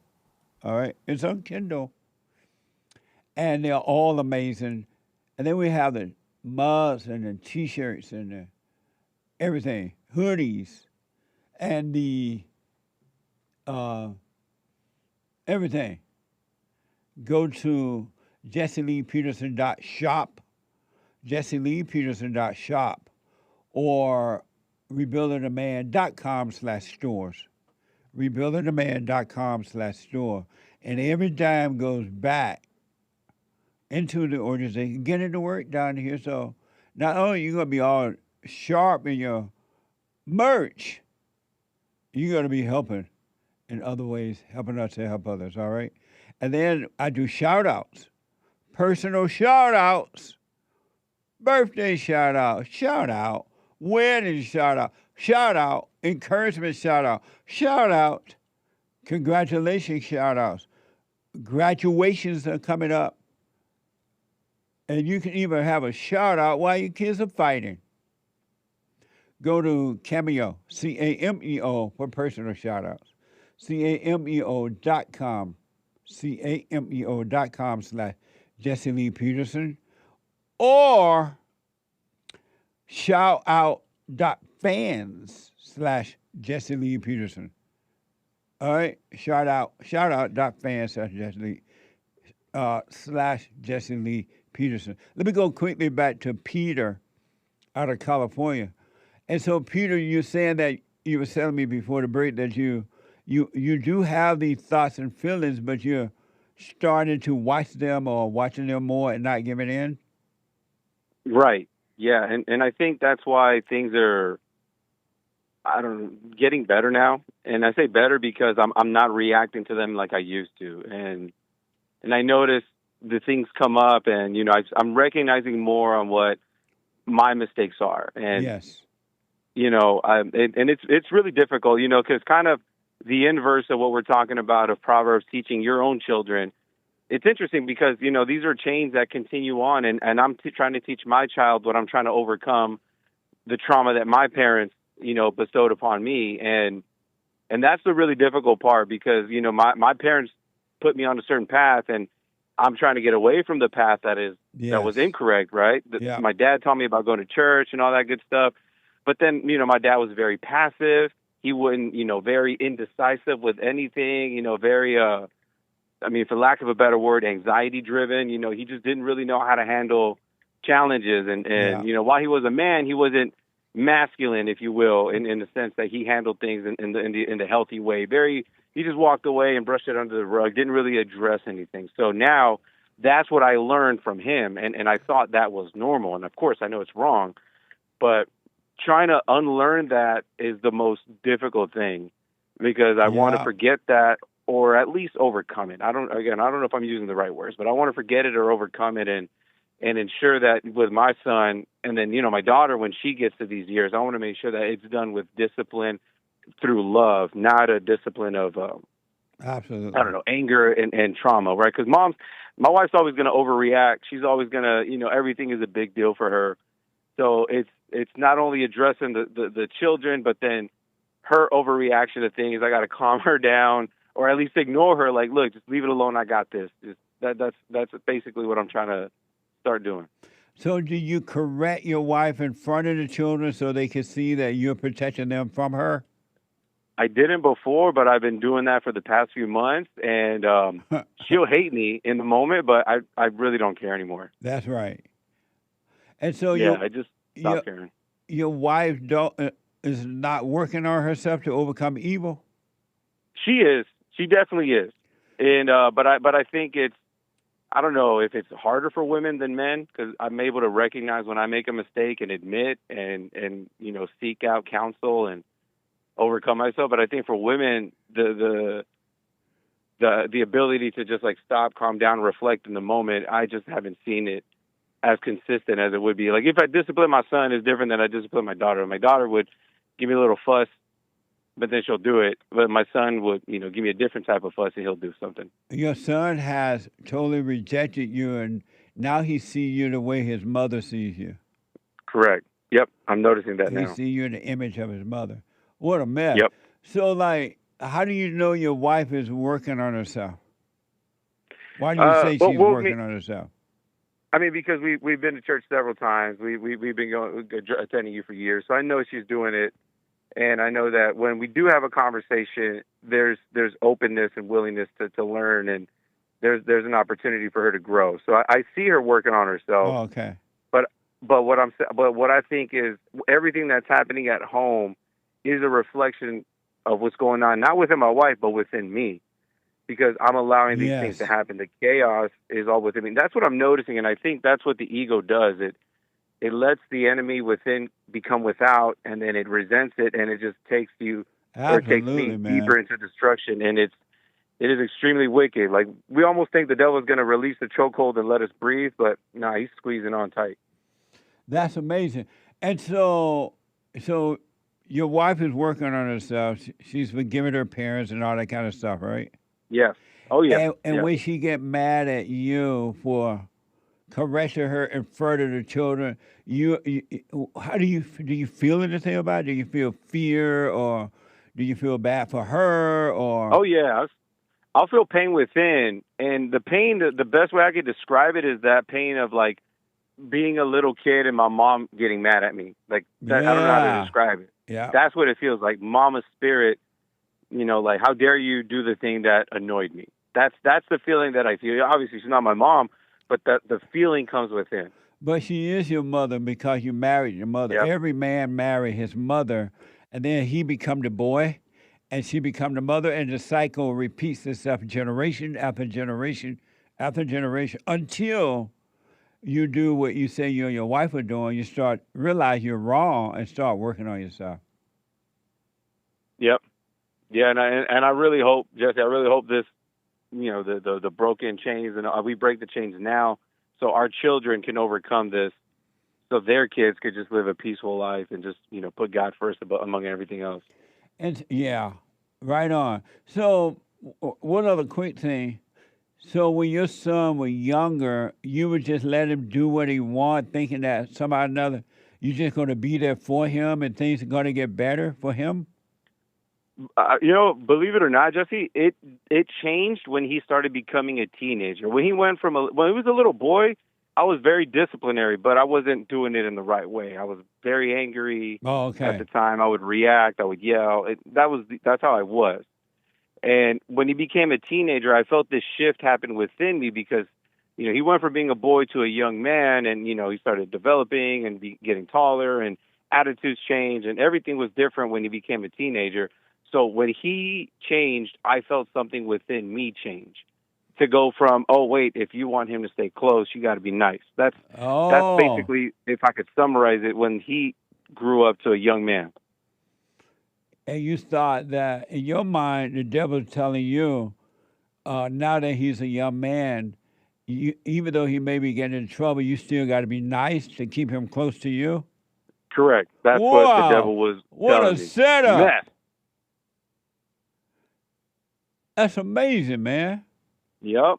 And it happened little by little. Like, now that I'm aware of it, I could see when the voices come in. Now, I mean, I can't. Yeah. I would love to say the voices are gone. I don't think they're ever going to leave. But I think it's my reaction to them, or the way I respond to them, rather, of how I'm going to make the change, because that's what happened to me, and it's small little whispers. I noticed the enemy used people around me to, like, push me into the direction, and something changed within the last month within me that I'm like I woke up. Like, I was unconscious for so many years, and I just woke up and I realized, wow, I've been doing this wrong. I need to change. And I go from, like, not trying to, but, like, something inside of me wants to judge me for letting it happen so long, and it's telling me, oh, it's too late. He's almost 18. Now I have a whole other set of voices in my head that I'm trying to sit with. I understand that. But I really, really want to encourage you. Do what you want, of course. But I would just be firm and clear to my son. You know what? No more games, buddy.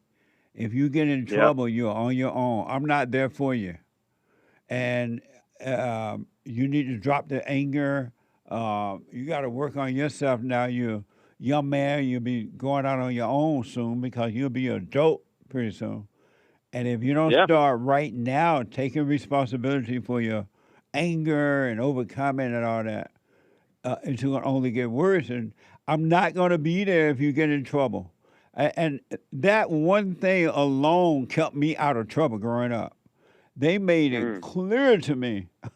And it was a thing, I guess, because I guess they showed the other children that too. Because nobody went to jail. Nobody stole, and nobody did this. They made it clear that if you go out there and you get in trouble, you steal or you fight or you go to jail, I'm not getting you out of jail. I ain't coming to visit. I ain't putting no money on the book. You can't call me collect. I'm done. And that fear itself, which didn't feel like an emotional fear, but I knew I was on my own, and as a result, I never did anything like that, for sure. Yeah. You're not supposed to tell your children, I'm here for you. If you make a baby, you got to get married. Or whatever happens, it's on you and that gal and the baby. Yep. I'm not even getting involved in that. When I first started dating at 15, one of my fears, worst fears, was if I were to have sex, and I did, that I was going to make a baby. And then in those days, we were told, you make a baby, you're having a shotgun wedding. Oh, you're going to marry her. And and her parents would say the same thing to her, and my parents would say that. And it prevented me from making a baby too early in life. Yeah. And that's why when I did make one at 18, I would come to California, get a job, get an apartment, and bring her out here. Because I told her in my head all my life that we have to be married if you make a baby. If you can't make the baby, if you can't take care of the baby, don't make the baby. Yeah. And you got to be firm with your son now, but don't be angry. Yeah, I think, and I appreciate that, Jesse, because I think that's the part within that I need to maybe address or just let God dwell within. I did something the other day. I was doing the silent prayer, and I just said, you know what, God, I'm giving this up. I'm tired of feeling this pain. I feel like the more I try to carry it, the worse it gets. And you said something the other day on your show, like every time you try to do something good, you never do anything good. Just give it up. Yeah. Let God do it.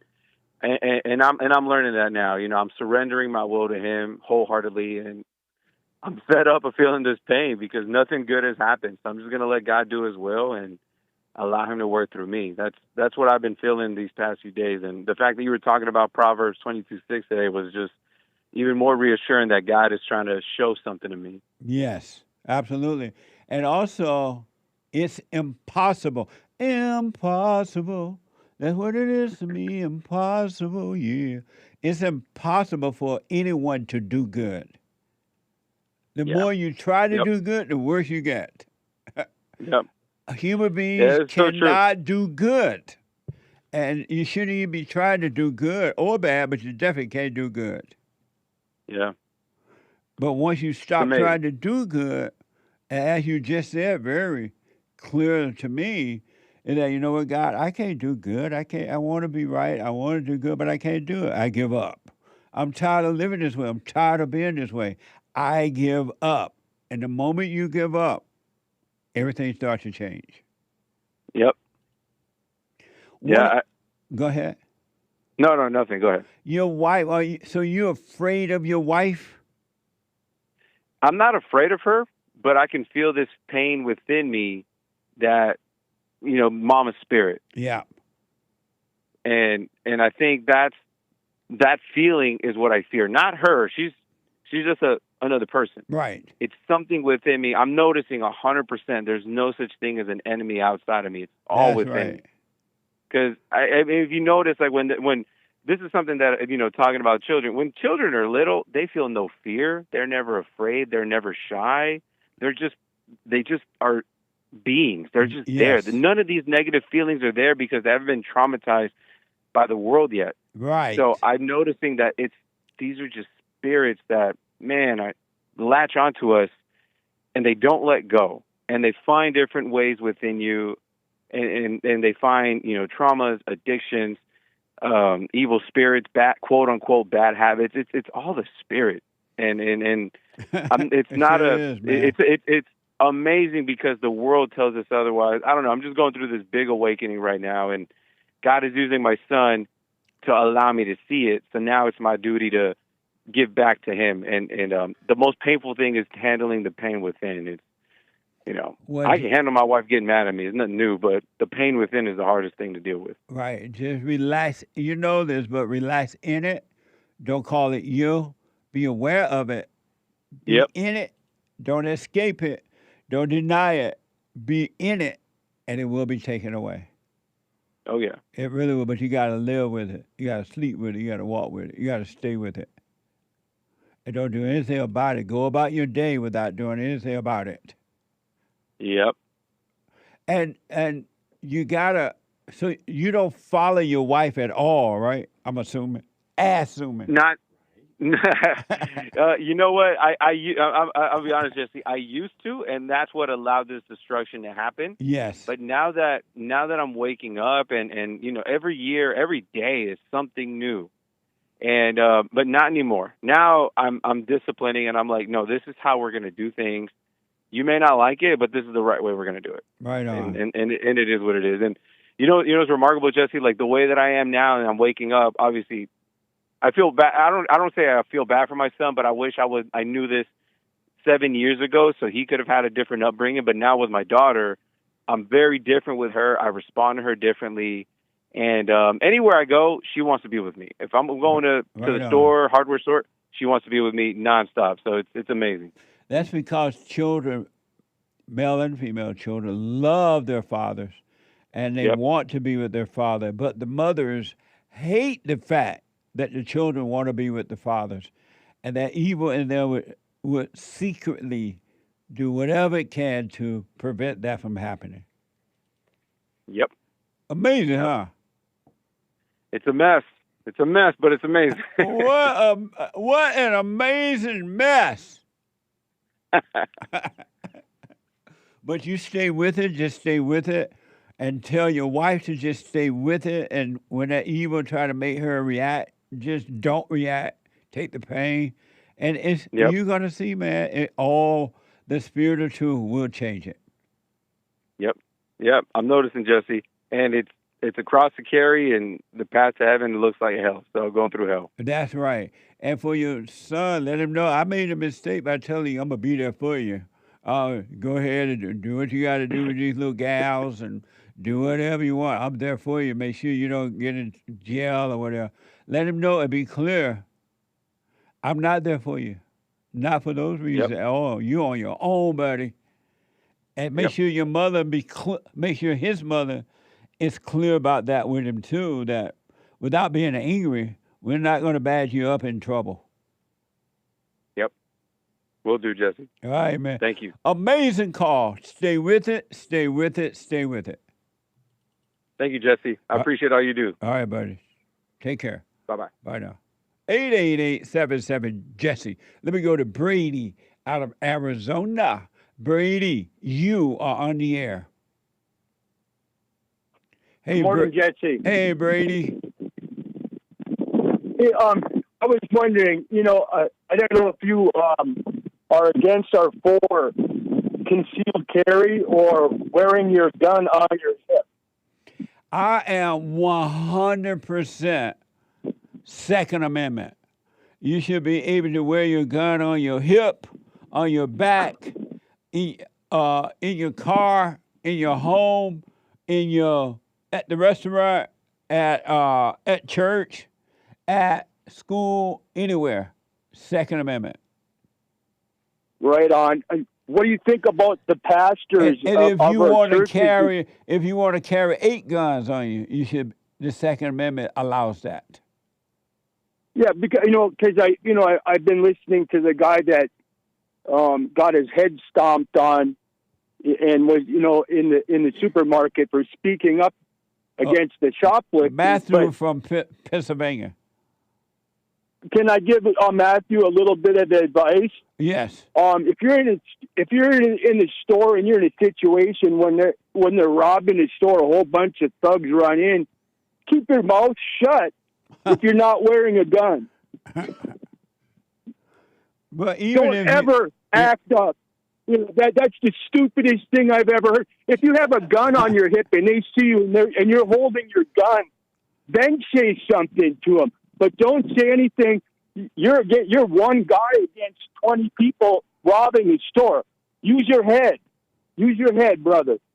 But even if you're in a store like that, you're a customer, you should just get quiet and get out of there anyway, because it's not your responsibility to do anything about what's happening in the store unless you're protecting yourself. And the store have insurance of their merchandise. They're covered and all that. That's when the worker can hide or get out of the way, because the store owner going to get their stuff back. And you shouldn't put your life at risk. A lot of times the clerks aren't even armed. I've been in Vegas 25, 30 years now. I've seen a lot of situations where robberies went down. And like I've always said, the only policeman or any sheriff that's going to come to your rescue at a time of need, you better have that right on your hip or in your pocket so you can pull it out. That is the gun. Amazing. And that, unfortunately, this world is evil. And if you're not wearing a gun, you're just a sitting duck. That's for sure. Brady, do you love the Jews? I haven't gotten there yet, Jesse. I'm working on it. All right. I appreciate you, Brady. Take care. Right on, buddy. All right. I got to take a break. The hate news is coming out, the fake news. When I come back, your super chats and more of your calls right after this break. And I've been clinically depressed since I was 17 years old. And ever since I started listening to you a couple of months ago, bro, I don't even need to hear the word depression. I don't even care about that, because that's not anything that I identify with anymore. Nice. I'm 100% cured. I'm 100% better because I've been listening to the Jesse Lee Peterson show. And I can't even begin to tell you how much I appreciate you. And I just can't even, begin to tell you how much I really appreciate the things that you're doing for young men. Young men need to hear this, and young men need to know this message that you're delivering, because it's important. It's vital to their lives, Jesse. I just wanted to let you know that, man. That's amazing. I mean, you made my day, man. when I hear one soul has returned to the Father, it's like 1,000. It's better than silver and gold. So God bless you, man.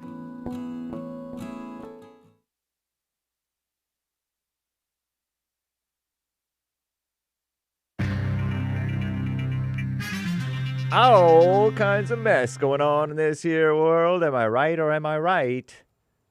King Arthur, there's a manuscript about King Arthur, a rare medieval manuscript, if I'm pronouncing that correctly, medieval, featuring early tales of King Arthur and Merlin, the wizard guy, I guess he was. I forget.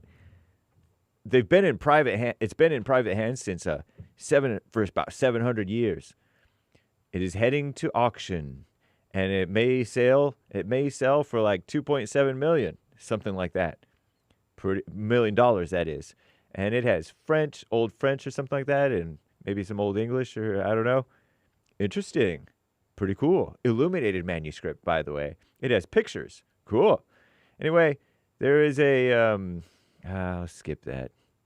I think I'll skip that too. All kinds of mess, and some of that mess I don't want to tell you about because it's just too messy. Ugh. Anyway, there was a heat wave in London, I heard, but it's finally nearing an end, according to a gal from over there writing for AP, far-left AP News. There is more extreme heat, supposedly, forecast worldwide in the future, so-called extreme. The UN warns the next 5 years could look even hotter. As if the UN knows, but maybe it does. Hey, we don't know. Anyway, Democrat members of Congress say that there are dire conditions in a federal immigration detention center in New Jersey. The Trump administration tells prosecutors to stand down on criminal investigations of Venezuela's acting president. That's Delcy, I believe, Rodriguez. She was the second in command. Can you believe it, a woman? Under Nicolas Maduro, not to be confused with Nicolas, the host of American Anchor Baby show. It's a show and podcast live on the Jesse Lee Peterson network. Different Nicolas. But yeah, Delcy, maybe there was a criminal investigation into her, and the Trump administration says, calm down, let her lead for the time being. We need a little bit of stability, I imagine, is what their thinking is, but I don't know. Anyway, there was a recent West Coast couple of chemical emergencies in Washington State. You know, that implosion that you heard it on Bill's show, The Engineer, host of Punchy TV, Punchie TV, where it killed one, and I think a bunch of people were missing, and Bill said they're probably dead too. Terrible. And yeah, that was like a paper factory or something. And then there was that scare at Garden Grove. They were thinking, oh no, it's going to explode. And then there was a crack that you shouldn't have a crack. That's not good. But that was good in that it relieved pressure so that the explosion didn't happen over in Garden Grove. It's a suburb, if you will. Maybe, I think I don't know. It's Garden Grove out down there south of L.A. And a little bit, sort of, it might be OC almost. Might be Orange. I don't think it's Orange County. Anyway, raising questions on the safety of industrial tanks, or the maintenance thereof, or the manufacture thereof. I'm not sure how new or old those things were. There some serious mess going on in this here world. Several Democrat, or at least a few members of Congress, visited Federal Immigration Detention Center in New Jersey amid reported hunger strike. If you're doing a hunger strike, you're not necessarily that hungry, are you? Anyway, they said on Wednesday they observed dire conditions within Delaney Hall in Newark, New Jersey, Delaney. Protesters have been demonstrating for days, asserting that detainees are on a hunger strike.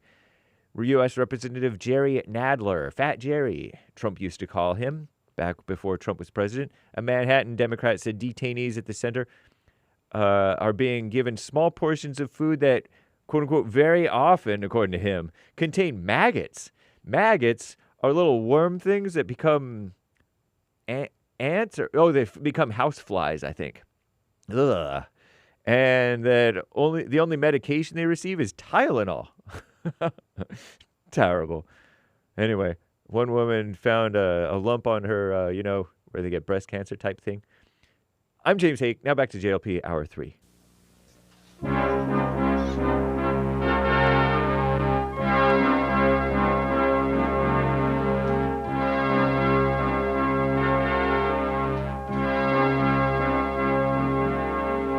Somewhere in the world today, men have got to stand up strong, think the truth about themselves, to understand what went wrong. I know we can find a way. I know we can find a way. I know we can find a way to stand up, stand up, stand up.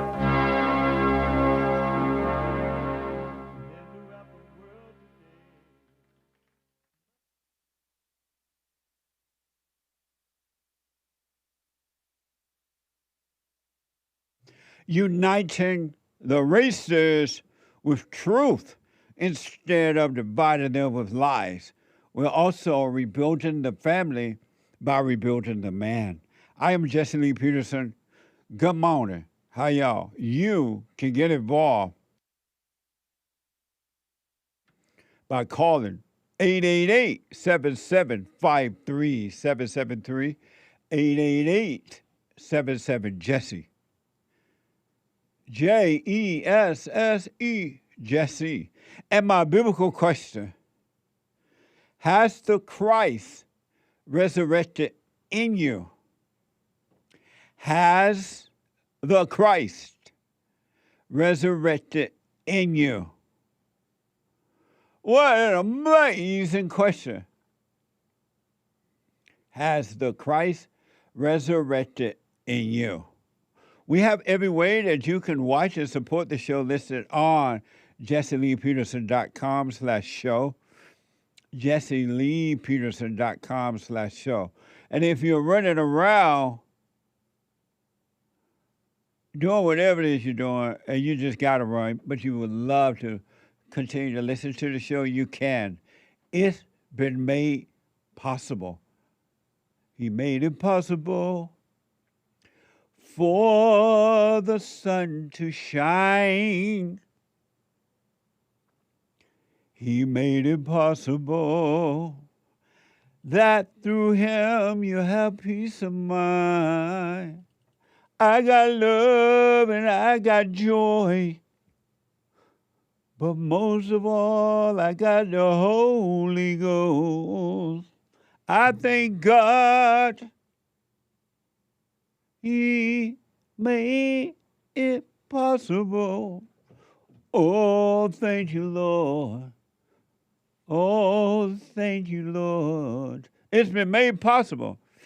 You can listen to the show on your phone. If you're not able to just sit and watch it, you can podcast, and you can listen on your phone by calling the listen line on TalkStream Live at 605-615-4131. 605-615-4131. And to donate and have your comments read out loud, go to Buy Me a Coffee. BuyMeACoffee.com/JLP Talk or Bond JLP Cash App. Bond JLP Cash App. It is Thursday already, again. And I think it may be, if not the last day of May, let me see what day it is right now. May 28. How many days in May? There are 31. Oh, okay, 31 days. 31 days make May. Okay. It is Thursday. It is Bible Thumper Thursday. News for you. We're getting closer to his return, and the closer we get to him, the faster things are going to happen. The faster the healings, the faster the deliverance, the faster.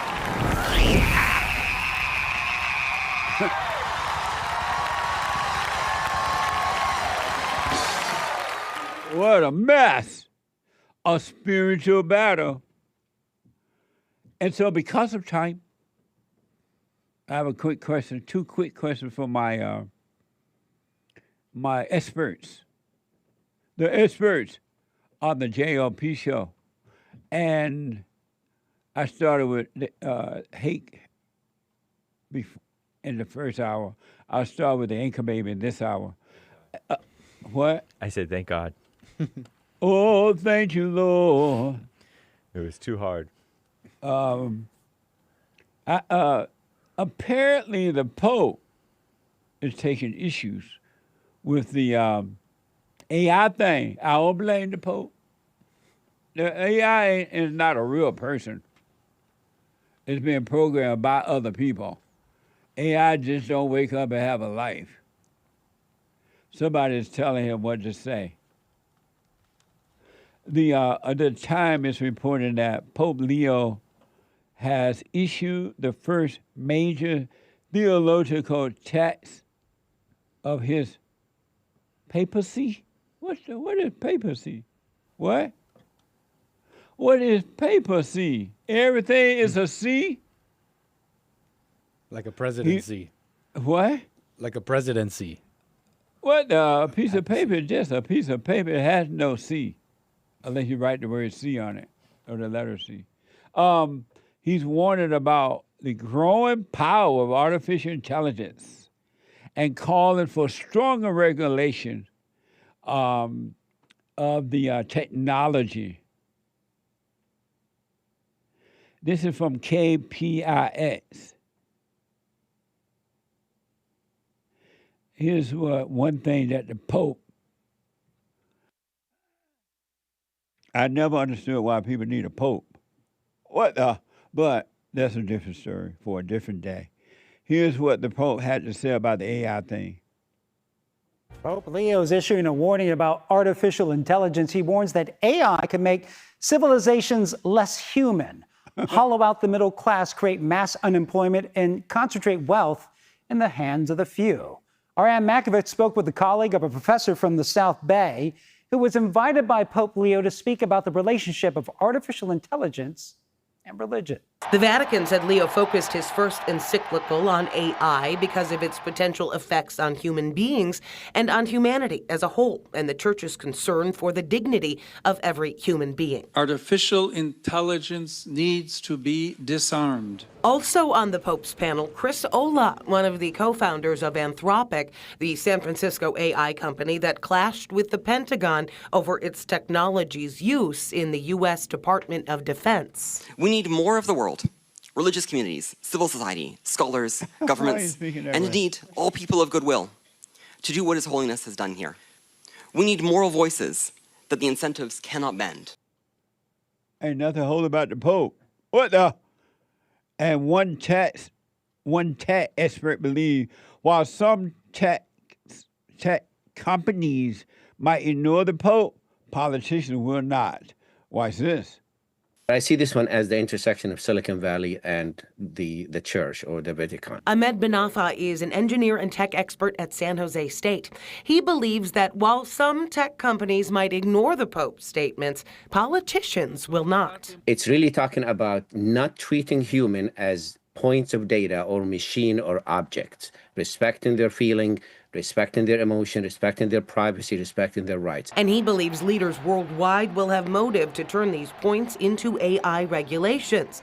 Vice President J.D. Vance said the encyclical will be influential, but... The president wants us to be pro-innovation. He wants us to win the AI race against all other countries in the world. Rabbi says the Pope isn't trying to hinder technological development. He also wants to make sure that it's being developed with the common good in mind and for the sake of the flourishing of the whole human community and the entire created world. Is this the same Pope where the president, the Great White Hope, told the Pope how the cow ate the cabbage. Didn't this the Pope that disagreed about the Iran or something like that? Yep. And the president told him how the cow ate the cabbage. He did. Right on, Mr. President. Why anybody need a Pope anyway? And the Pope is not holy. I can think of many things, but it ain't holy. Holy, holy, holy. Amazing. So, Nick, expert here on the show, what do you think about what the Pope said about the AI thing? Well, I mean, I don't really necessarily have much to say or really any problem necessarily with the general thing he's saying. I mean, more people than just the Pope, and you don't really have to be a Pope to say something true or smart. But other people than the Pope have been bringing up the same concerns. People like Elon himself and others, concerns about AI and the guidelines that people working on this stuff should follow or at least should discuss. So, you know, he's being a conservative, and that is to just like preserve what we already have without changing it too fast. Right. I mean, he's just being a little conservative about it. You know, I have my own personal opinions. I don't, you know, one might think, well, AI is concentrating power a lot, and that's like the only thing that it's doing. But I also see it lowering the barrier to entry to a lot of things like information or other things that your average person may not be aware or even be able to do. And so that's actually like a dissemination of power. Amazing. So I see multiple things happening. I don't know if this is true or not because Derek gave me this information, but he didn't say where he got it from, so it could be made up. I'm not sure. But he said that the Pope criticized Trump policy on AI, immigration, and foreign policy, while Trump called the Pope weak. Oh, yeah, I remember that. Weak on crime. That's from CNBC. The Pope is weak on crime. I do remember him saying that. What the? Sit down, Mr. Pope, and wear your little white robe and be quiet. So what do you say about what the Pope said about AI hate? What did he say again about AI? I sometimes tune these people out. You didn't listen right now? Just I guess it wasn't quite even specific because he's just saying AI should. To answer, I didn't listen. Okay. How you gonna be an expert? You didn't listen to the soundbite? Because I'd read about what he said, and I'm like, it was sort of unremarkable. But Nick was just answering my question. I was trying to. I mean, he was saying that we need to preserve the human dignity, that this will consolidate power into the few, that and some of those things. I'm trying to remember something else. It was very Pope Leo warned general. AI could make civilization less human, according to KPIX. Less human, hollow out the middle class, create mass unemployment, and concentrate wealth in the hands of a few. I think the Pope should be quiet. He's sort of, everybody wants to like meddle and be a control freak about every little new thing that crops up rather than waiting and seeing and just encouraging people to be self-controlled and pay attention and watch what they're doing. He said, I do remember he did say that you should slow down the progress. But that's dumb because that just means the bad guys are not going to slow down. And this is the same Pope that support illegal aliens in the country? Exactly. He's a communist.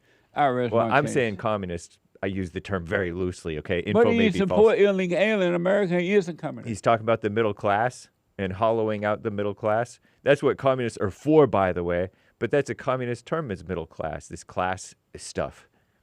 And wealth in the hands of a few. Let the people get wealthier, and everybody will get wealthier too. Like Anchor Baby said, I use AI all the time in order to give... What a beta. Alpha. Okay, fine, it's not alpha. But it may be beta, but at least I'm a little bit more knowledgeable in my beta-ness. I was able to fact-check somebody who confused Steve Hilton with a different Steve Hilton and saying something about Jews. And so it's actually very handy. Amazing. So I trust Elon Musk more than I trust the Pope, honestly. Yeah. And I don't really trust Elon Musk that much. But yeah. Amazing. One other quick question. This is Bible Thumper Thursday. And Revelation 2:10 says, Revelation 2:10, do not fear, be faithful unto death, and I will give you the crown of life. Do not fear, be faithful unto death, and I will give you the crown of life. What does that mean? I really like that. You like it? Yeah, but you didn't ask me if I liked it. You asked me what it means. I asked you where you're going, you tell me where you've been. I just had to outburst because my heart bursts with joy when I hear the word of God. But Lord! I'm looking at the verse. Can I read the verse again? Yeah.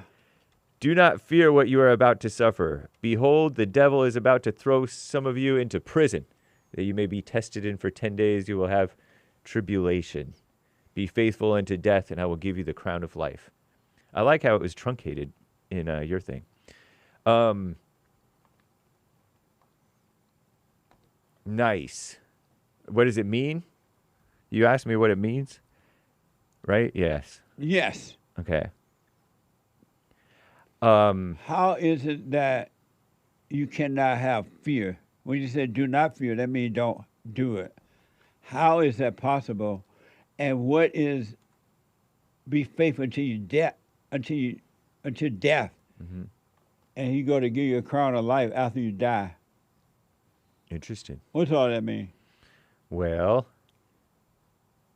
I'm thinking about their situation because He did say that these are people who are going to be thrown in prison and stuff like that. I don't know where y'all get that one from. That was from Revelation. It's in the Bible. It's in the Word. Oh, but this was just condensed down or something? Yeah. Okay. I think. And so I think that was John writing it, and it was like encouragement for the churches back in the early, like within the first 50 to 70 years, I think, since Jesus. Let me ask this way. Yeah. What is how can you overcome fear? This can apply to all of us, of course. Right, of course. It's not just it does those apply guys. to everyone. Yeah. How can you how can you overcome? Because everybody and their mama have fear. Yeah. There's not one on the earth that don't have fear. Anyone that has anger, not only is an angry, resentful person evil, they have no love, but they totally have fear. Yeah. How can you overcome fear? Well, first of all, do you believe you can overcome fear? Yeah. Yeah. I do. In that. And how? Well, like you get thoughts of fears and doubts and things like that. Yeah. And you say you're commanded by God not to go with that. Which many places He says that you can not heed those thoughts and doubts. And then most of us are gonna have the feelings because they take hold of us, right? We like you say, we identify with ourselves. And so so in feeling those, don't even necessarily heed the feelings either, if you will. So not heeding the fear and that, and not heeding the fear in the mind and body. I don't know what you mean by heeding. Heeding means... Speak normal. Heeding is normal. Heeding is like the best word. Oh. It's like the best word, I say. What does not heeding mean? It means not obeying them, not giving into it, doing whatever's right in spite of it. Great word.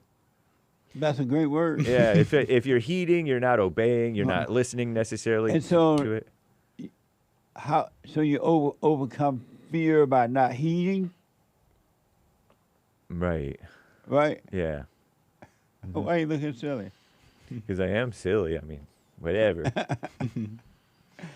Nick, how can you overcome? Is it possible to overcome fear? And if so, how? I think so. How? I think so. And I mean, I was going to say something kind of like, hey, but I'll tell you this.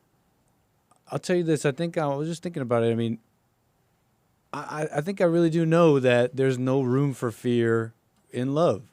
There's no room for it.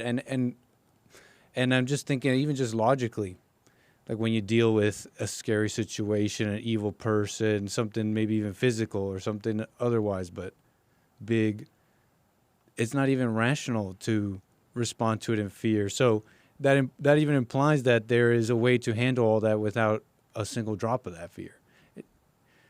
And so I don't really know how. Oh, okay. I don't really know how, but I really think I do know that there's no room. If there's love, there's no room for everything else.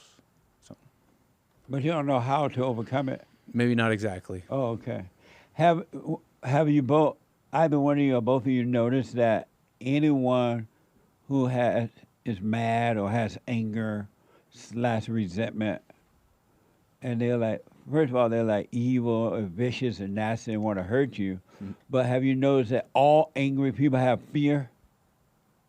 So true. Have you noticed that? Yeah. That's what I'm getting at. Yeah. Anyone who has anger has fear. Yeah. You notice that? So true. Have you noticed that, Hake? Yeah. Yeah. And do you? It's like one sparks the other. And so, do you believe that you can overcome anger? I mean, not but fear completely? Yeah. You can? You believe that's possible? Yeah. Oh, okay. Mm-hmm. And Anchor Baby, you believe that's possible? Yeah. Okay.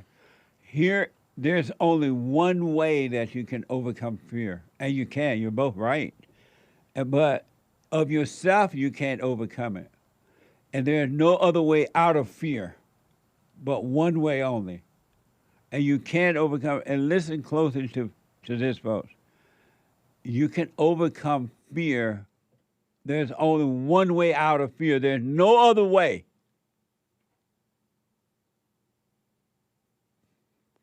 There's only one way to overcome fear. And what is that way, Anchor Baby?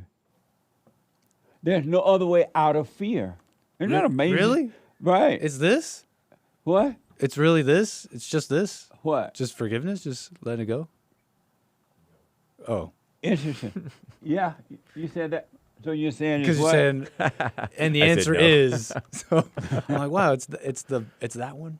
What? That's my head told me. What are you thinking, James? Who told you that? I knew the right answer. Yeah, that's what I'm wondering. There's only one. There's no other way on earth that you can overcome fear. There's only one way out of fear. And you say what? Well, I had said forgiveness. I thought that's what you were getting at. Okay. And you say? Bearing up through it. What? Bearing up in it. Through it. Only way out is through. Right. There's only one way out of fear. Talk about a straight and narrow door. You got to be aware of it and do nothing about it. Fear has to become your companion. It has to be your companion. You got to live with it, sleep with it, eat with it, walk with it, drive with it, get up with it, and stay with it. And you will overcome it. Because the only way you're going to overcome it is you got to do that, and then you're being aware of it. And by being aware of the fears there, without judging, without calling it you or anything, the awareness, the light, will destroy the darkness, the fear.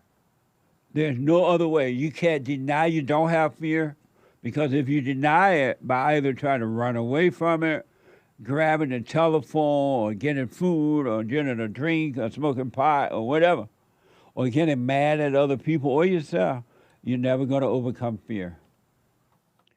It's the awareness that the fear is there and live with it. You got to live with fear. And then the worse the fear is, the greater the fear, the sooner you will overcome it. So make your fear great and shaking your boots. I was counseling with someone yesterday, and he was saying that he has this fear of dealing with people at work and asking people for IDs when they have to show IDs to get a product. He has the fear of doing that. I said to him, you got to live with it. Stay with it, be aware, don't call it you. Do you understand? That makes sense, Nick? You got to live with fear. I think so, yeah. You got to do everything with the fear. Don't get rid of it. And the difference between a person that's aware of the fear, you are aware of the fear being there. Most people are not even aware that they have fear because they run away from it, they hide from it. And the fear is still there. Amazing, huh? Yeah. You got to live with Comforting it. a little. What? I mean, it might be a somewhat comforting because it may be something I might be doing at times. I see everybody else calling themselves strong sometimes. I'm like, what? I see this nature inside. It's weak. It's evil. It's weak. And I think I may understand a little. You got to live with it. Ain't no other way out of it. And you can't overcome it. And not you, but the light will destroy it if you let it stay in the light by being aware. What do you think about that, Hake? Nice. I like it. It's cool. And then you will die from it, and then you will be crowned with the crown of life. Because it will be gone and you will live. It doesn't mean you got to drop your body, be dead, like physically dead. Mm-hmm. But you will be crowned with life. Why you live? If you drop the fear. But you got to live with the fear. Can you live with fear? I reckon. Can you live with it? It's like I want to say story of my life or something, right? But after hearing you say that, it makes me think, well, maybe I shouldn't feel that way about it. That's actually fine.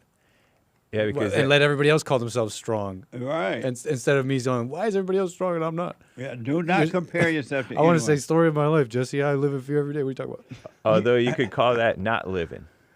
What? When you're kind of hiding from life. You're not living. You're dead. In fear. You call it life death. You call that death life, and it's death. It's not life. I mean inside. Huh? I mean inside, but. You got to live with the fear. It got to become your number one companion. I just mean if it's holding you back from stuff. That makes sense. Yeah. Fear is pure evil. Indeed. An angry person. The next time you even speak to an angry person, a person that's mad, watch how they communicate. Watch how they throw out little words to try to hurt you. Watch how they do because they're in fear. They have anger. They have no love. Satan is their God. Because they have fear, they're running from the fear, running right into the fear. Amazing, huh? Amazing. Let me go to the first-time caller out of Belgium.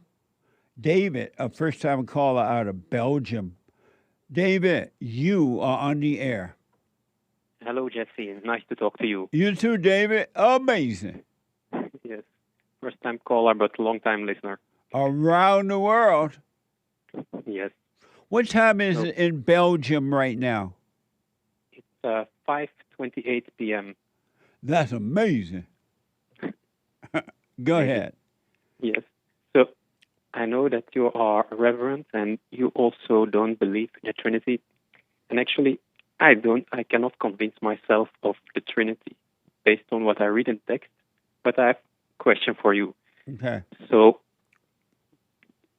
for example, when we read the Gospel of Luke, Jesus is pleading to the Father, saying, please let this cup pass from me. Although, if it is thy will, then okay, we will do it. And he's even sweating blood. I mean, out of sheer terror. So to me, these things, they illustrate clearly that the concept of the Trinity, as presented by Trinitarians, it cannot be true. I mean, they present it as a perfect unity between the Father and the Son. David, hold on. Let me take a quick break, all right? Hold on for a minute. Mm-hmm, yeah. Okay. I got to take a break. The The stretch off is open on peels.net. Back in a moment.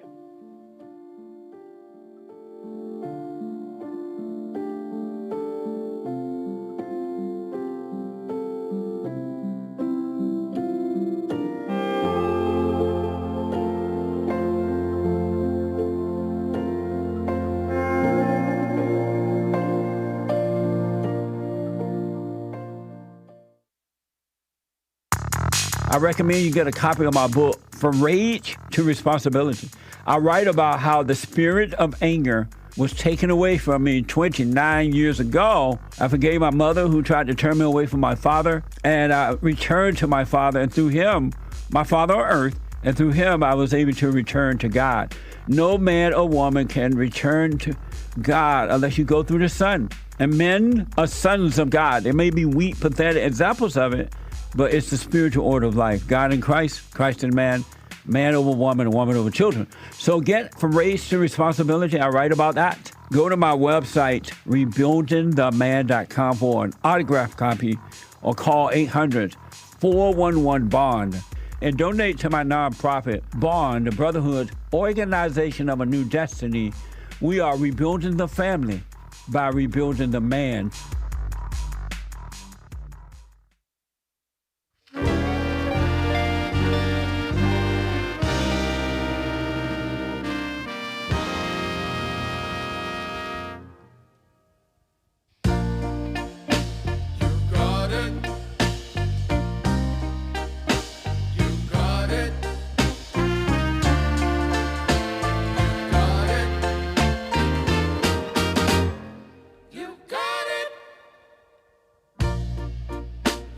Sometimes life can be tough.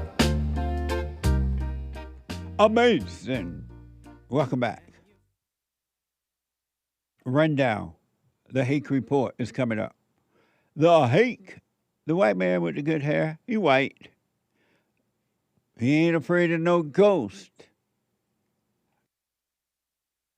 The Hake Report from 9 to 11 a.m. at the top of this hour. And then the American Anchor Baby. Energy everywhere from God. You think Trump has energy? And he does. He gave the rest to the Anchor Baby. I think, I could be wrong. I could be wrong. As Hake would say in the when he opened his show, don't take my word at anything. What do you say? All the disclaimers. I say info may be false. Oh, yeah. Take it with a grain of salt. Take everything with a grain of salt. But I believe the Anchor Baby is going to be the next president with all that energy. But info may be wrong, may be false, as the Hake Report say. But the American Anchor Baby from 11 to 1 p.m. Pacific time. And then after that, you need to podcast Punchy.tv with Billy. Punchy, Punchie, a brand new episode up there. And it was interesting. It was Bill all the way. Punchy.tv. All right. And then after that, a brand new episode of the Fallen State.tv. I had a talk with Dr. Shawn. He's an evangelical pastor, and he's running for governor of California. Watch this. Next time on The Fallen State. So you're running for governor of California? Yes. The Democratic Party has taken God out. Here, I'm a pastor in California, and when I decided to support Trump, people walked out on my sermon. And they're all women. Of course. They're all going for Hillary Clinton. Yeah. I ended up suing Governor Newsom for locking down the church. He had abortion clinics open, marijuana dispensaries, and liquor stores. This is in the United States. United States of America. This is not China. That's right. You are going to love this episode of The Fallen State. I enjoyed talking to him. It was amazing. It was more than a notion. It was more than amazing. It was more than wonderful. It was mind-blowing. And you can support the Father State by becoming a member there on the YouTube channel or locals.com, JesseLeePeterson.locals.com. You can become a member there as well. I want to go, David dropped out of Belgium. Call me back, David, all the way from Belgium. Let me do some super chats. I haven't done super chats, then the phone call. Super. Sweet. Over on Rumble yesterday, G. Fontes. I missed this one. I live in Florida, bordering a black neighborhood in the county, having the highest population density of all of Florida, and he's full of it. And I had missed this one, and I'm not sure who he is. Right. Well, I thank you for your support. I wish you well. Don't be angry. Forgive, and move on with your life. What a mess. Thank you. Indeed. Thank you, G. Fontes. Yeah. Mario, does Punchy's Coffee offer a decaf blend? And you say? No, not at this time. No, not at this time, but a good suggestion. Amazing. Thank you. Thank you, Mario. We'll look into that. Jack B, double exclamation mark on Cash App. Thank you, Mike B. Mm-hmm. Thank you, Mike B. No, Jack B. I mean, Jack B. Thank you. That's right. I appreciate your support, Jack. That's Bond JLP on Cash App. This is the house that Jack built, y'all. Amazing. Leo Tolstoy said, according to Luis 49 PR, history would be a wonderful thing if it were only true. What a wonderful world this would be. Amazing. Thank you. And then Jesse's friend says, Pastor Lockwood doesn't need little Marco to tell him he doesn't know what he's talking about. I can tell him. He can speak his excellent knowledge about the Bible. But when I hear him talking about how the U.S. should conduct foreign policy, wonder if we should scrutinize his excellent Bible teaching, too. I don't think so, but saying that, I believe the U.S. has been between a rock and a hard place. True. We have been involved around the world decades and centuries. Iran, China wants to take over the world, and it is not like Iran has not been helping to attack the U.S. and other nations big time. In many ways, Iran hates the Western way of living, and they aim to expand their Sharia law to the world. China has also expanded their influence and want to conquer the world. If the U.S. does not protect the Western world from this influence, the U.S. will change from the inside out and cease to exist, and our Constitution will fail. China will be the influence. We will lose more of our freedoms if it had already started.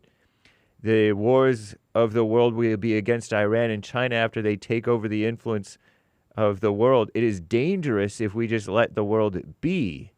Look at the influence that the rest of the world has on us already. This is not the same America I was proud of 50 years ago, getting weaker, a lot less Christian of a Christian nation because of China, Iran, and even Russian influence. Oh, that's a response to Bill Lockwood on the show yesterday. Amazing response. I have not heard such logic about this whole situation. Right on. That's deep. Thank you. Thank you, Jesse's friend. Yeah. Bree, 5 coffees. Bree K, that is. Good morning, Jesse. Hope you and the crew have a wonderful Thursday. Hake, good morning. I wasn't able to watch all of Tuesday's episode till last night. Thank you so much for going back and reading my coffees. You're the man. Strong arm. Notice the strong arm. Salute and flag. Alpha male. Thank you very much. Amazing. Lin Yen Chen advises me, Lord Goodhair, not to read his first super chat. Is just explaining how to read the second super chat. Okay. Lin Yen Chen says, intellect is the opposite of common sense. You can say that again. All intellectual people are crazy. He says it is pure memory posing as sense. That's for sure. Amen. He says, see why hallucination rules intellectuals and AI?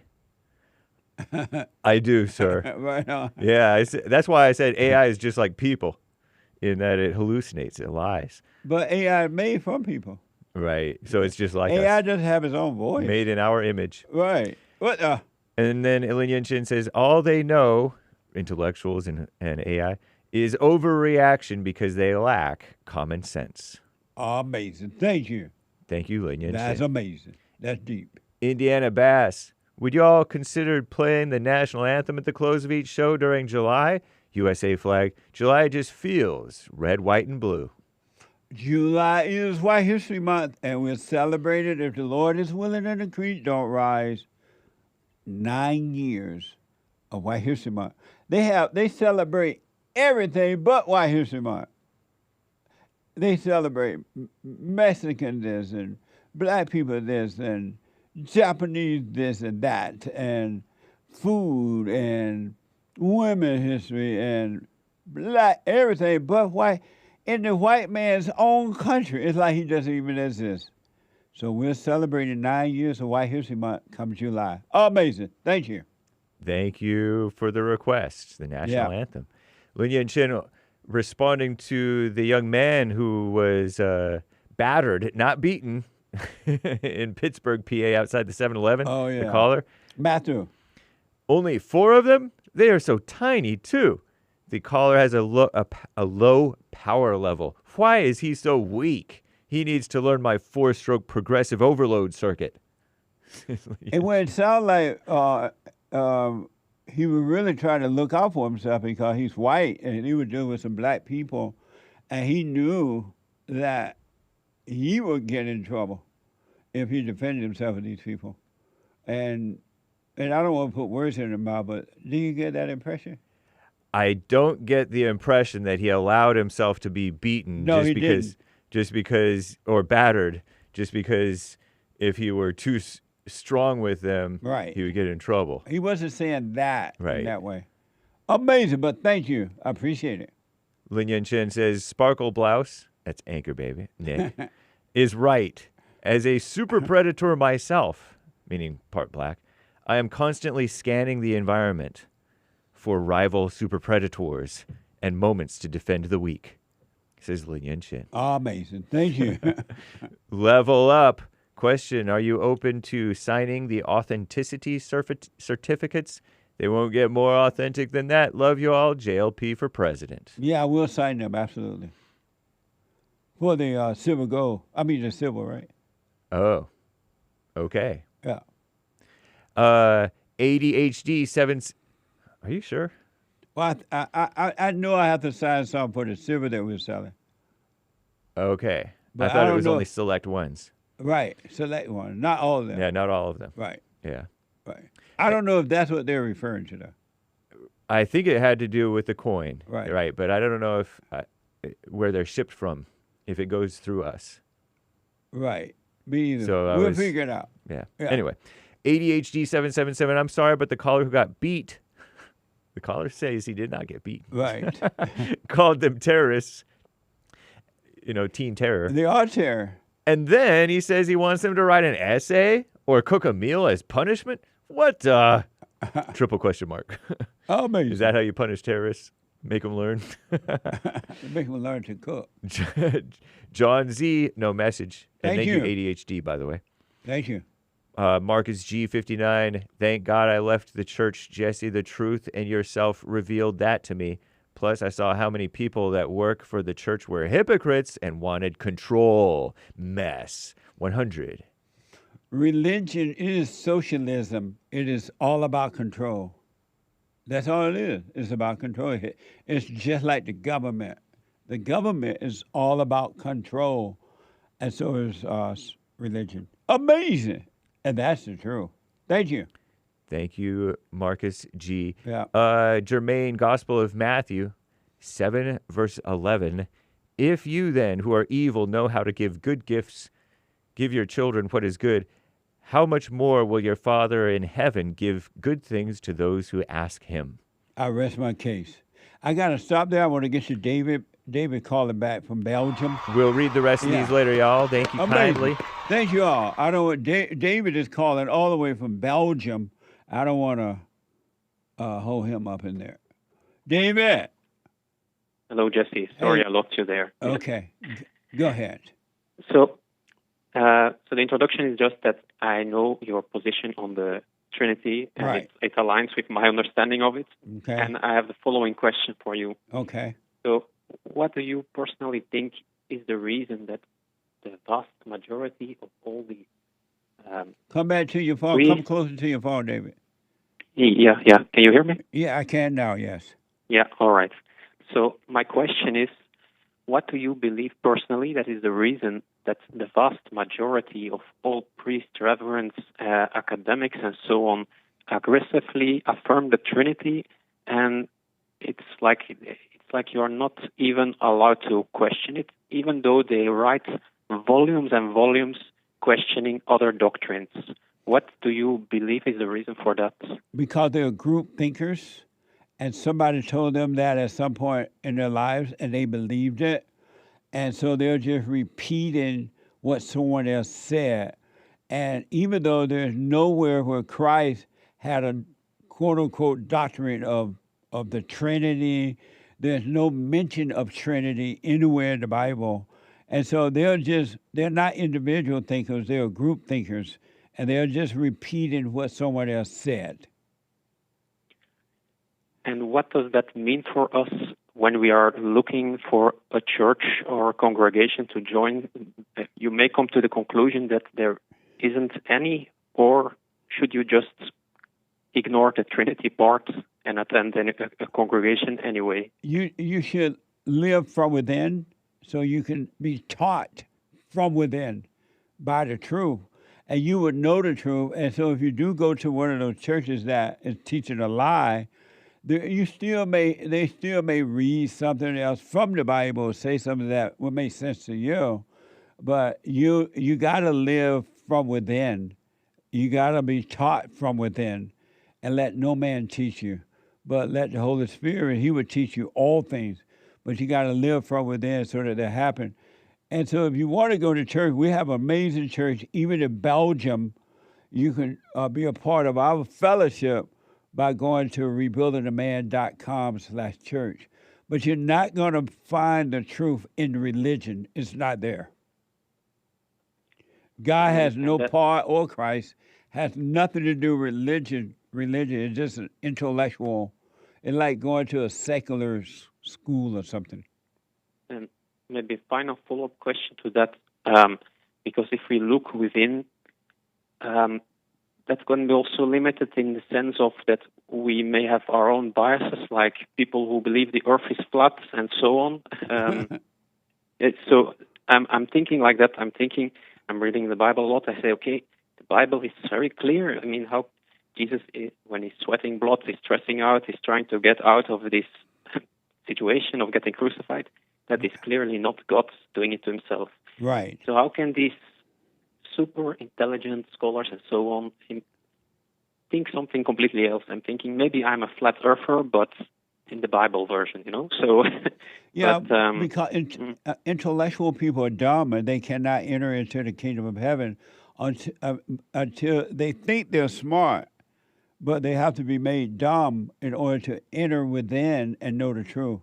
Otherwise, Satan is their intellectual leader, and they don't know it. They think that they are making those decisions, and they're not. Mm-hmm. So, but just wish them well, and you live from within, and let them live from without, and because that's the life that they want, and God let anyone live the way that they want to live. He doesn't judge them. He doesn't try to change them. He only changed those who ask for change. There was a caller this morning who said that he was just tired of living that way. He's tired of living in fear. He's tired of being afraid of this or that. And so he's now going to overcome it because God will cause it to happen. One very small thing is also important, because then I also considered maybe the Jehovah Witnesses, or if I would join a church, maybe it should be the Jehovah Witnesses, because they're basically Christians who don't believe in the Trinity. I know, but they're so mean.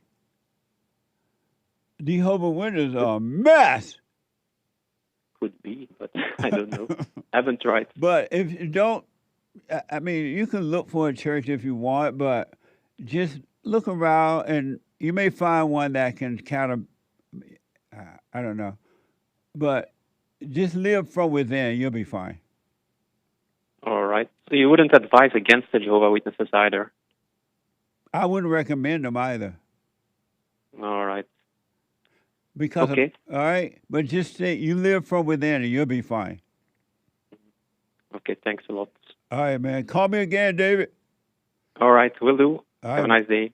All Bye-bye. right. You Bye. too. Bye now. Let me go to Shawn out of Florida. Shawn, you are on the air. Hi. Hey, Shawn. How you doing? I can't turn off the speaker because it's not, my volume is not working properly. Okay, But right I now hope you I'm- sound fine. Okay. This I want to Uda, ask a lot of things. Hey, have happened. Uda. Hey, yeah, you remember me? I remember my Uda. Yeah.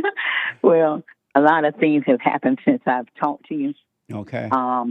In the world and in our country.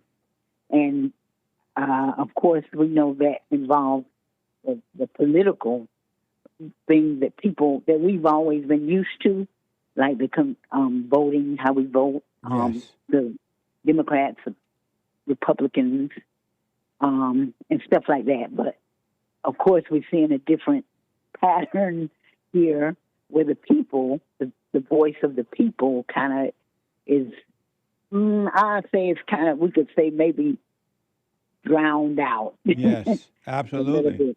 Yep. And wars and rumors of wars happening now. And it's more evident ethnos against ethnos, meaning ethnicity against ethnicity. It's Okay. more clarity.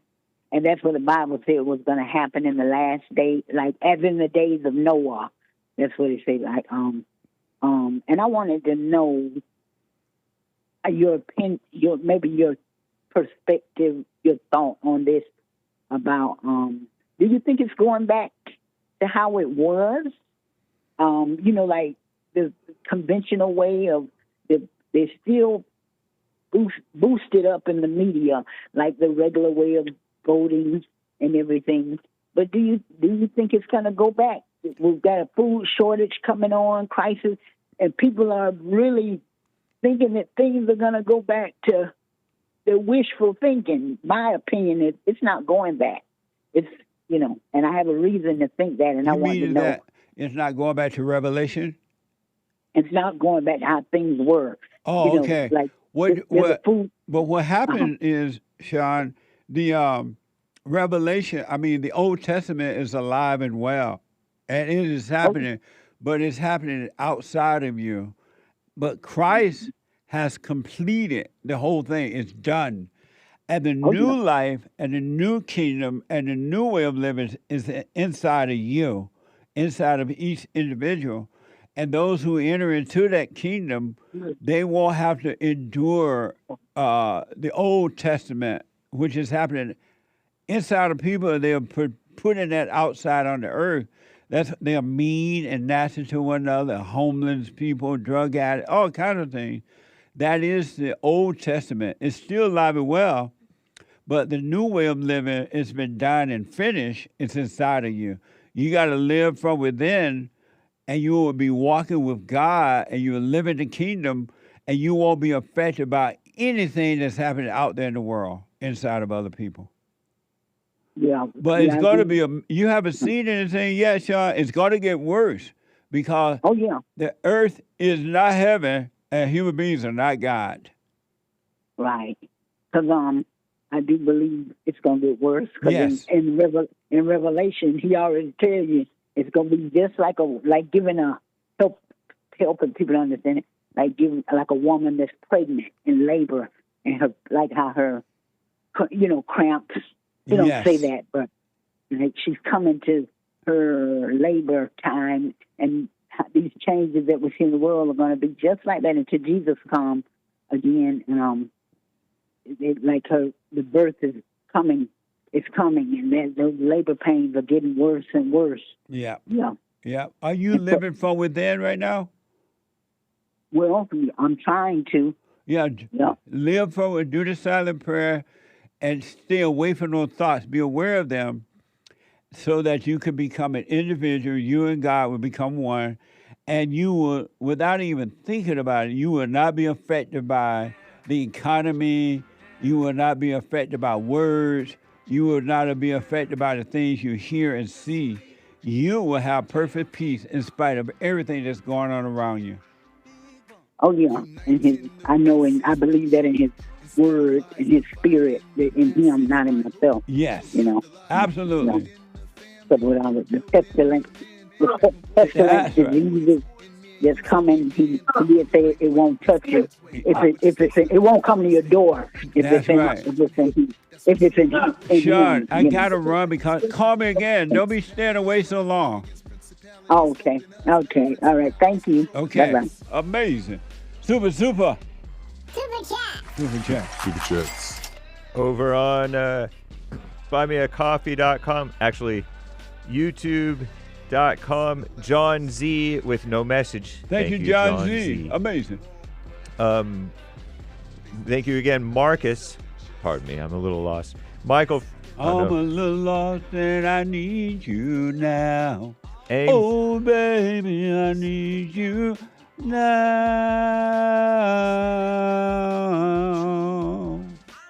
Angban Art says, I'd love to see another talk with Dennis Prager. Right on. Yeah. We'll try to make that possible. I know that he's doing some interviews now. So, okay, thank you. Walking Roscoe, shout out to Bond and the best chat this side of heaven. One question, what does the Great White Hope have to say on this fine day? Shout out. Let me see if I have time to get it. We are going to drain the swamp in Washington, D.C. Amazing. Thank you. Nice. And where would we be without white people, asks Carl B. I rest my case in pure hell. Amazing. Thank you. Very nice. And thank you guys. I could be mistaken, but I believe, and let me just double check. Oh, Pastor Chatelet, release that scratching stuff. What? Well, the scratching is a reference to the scratch offs, and that's over on pilled.net. Amazing. Thank you. Very nice. Yeah. And thank you guys. Now I think that's all for now. Amazing. Thank you. Wow, I'm so out of time. Maryland out of Florida. Barbara out of Michigan. And the calls that are dropped, I'm out of time. Tomorrow's Open Line Friday. The Hake Report is coming now. Then the American Anchor Baby. Check out punchy.tv, all right? And do the silent prayer. Drop the anger, folks. You were created to be of love. Not human love, but God's love. And he's trying to do that through you, but you won't let it with the anger or resentment. Drop the anger. I got to go. Thank you for your support, your super chats and your donations and all that, all right? Hake is coming now. Tomorrow's Open Line Friday. If the Lord is willing and the creek don't rise. Take care. I know we can find a way. I know we can find a way.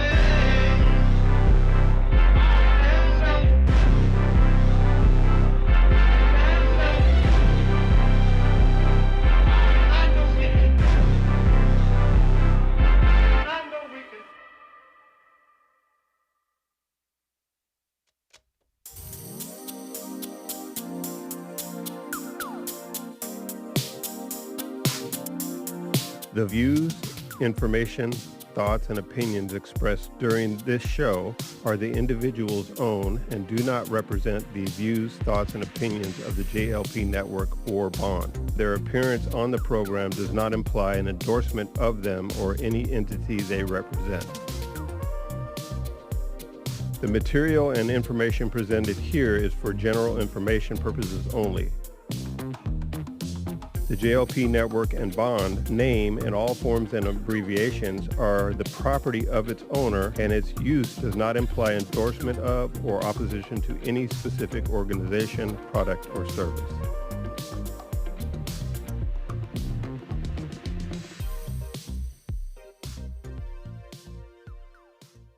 You can't run from evil within yourself or outside of self. You got to deal with it. And you need good in order to deal with evil. And God is good.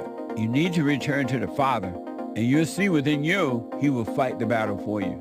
And he will fight it without, because he will show you how to deal with it.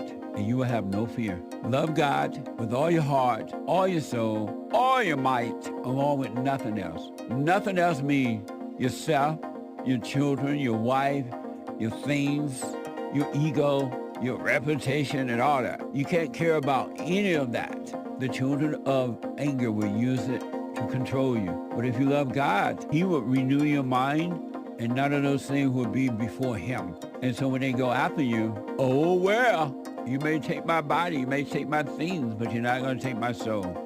And that's a true reality.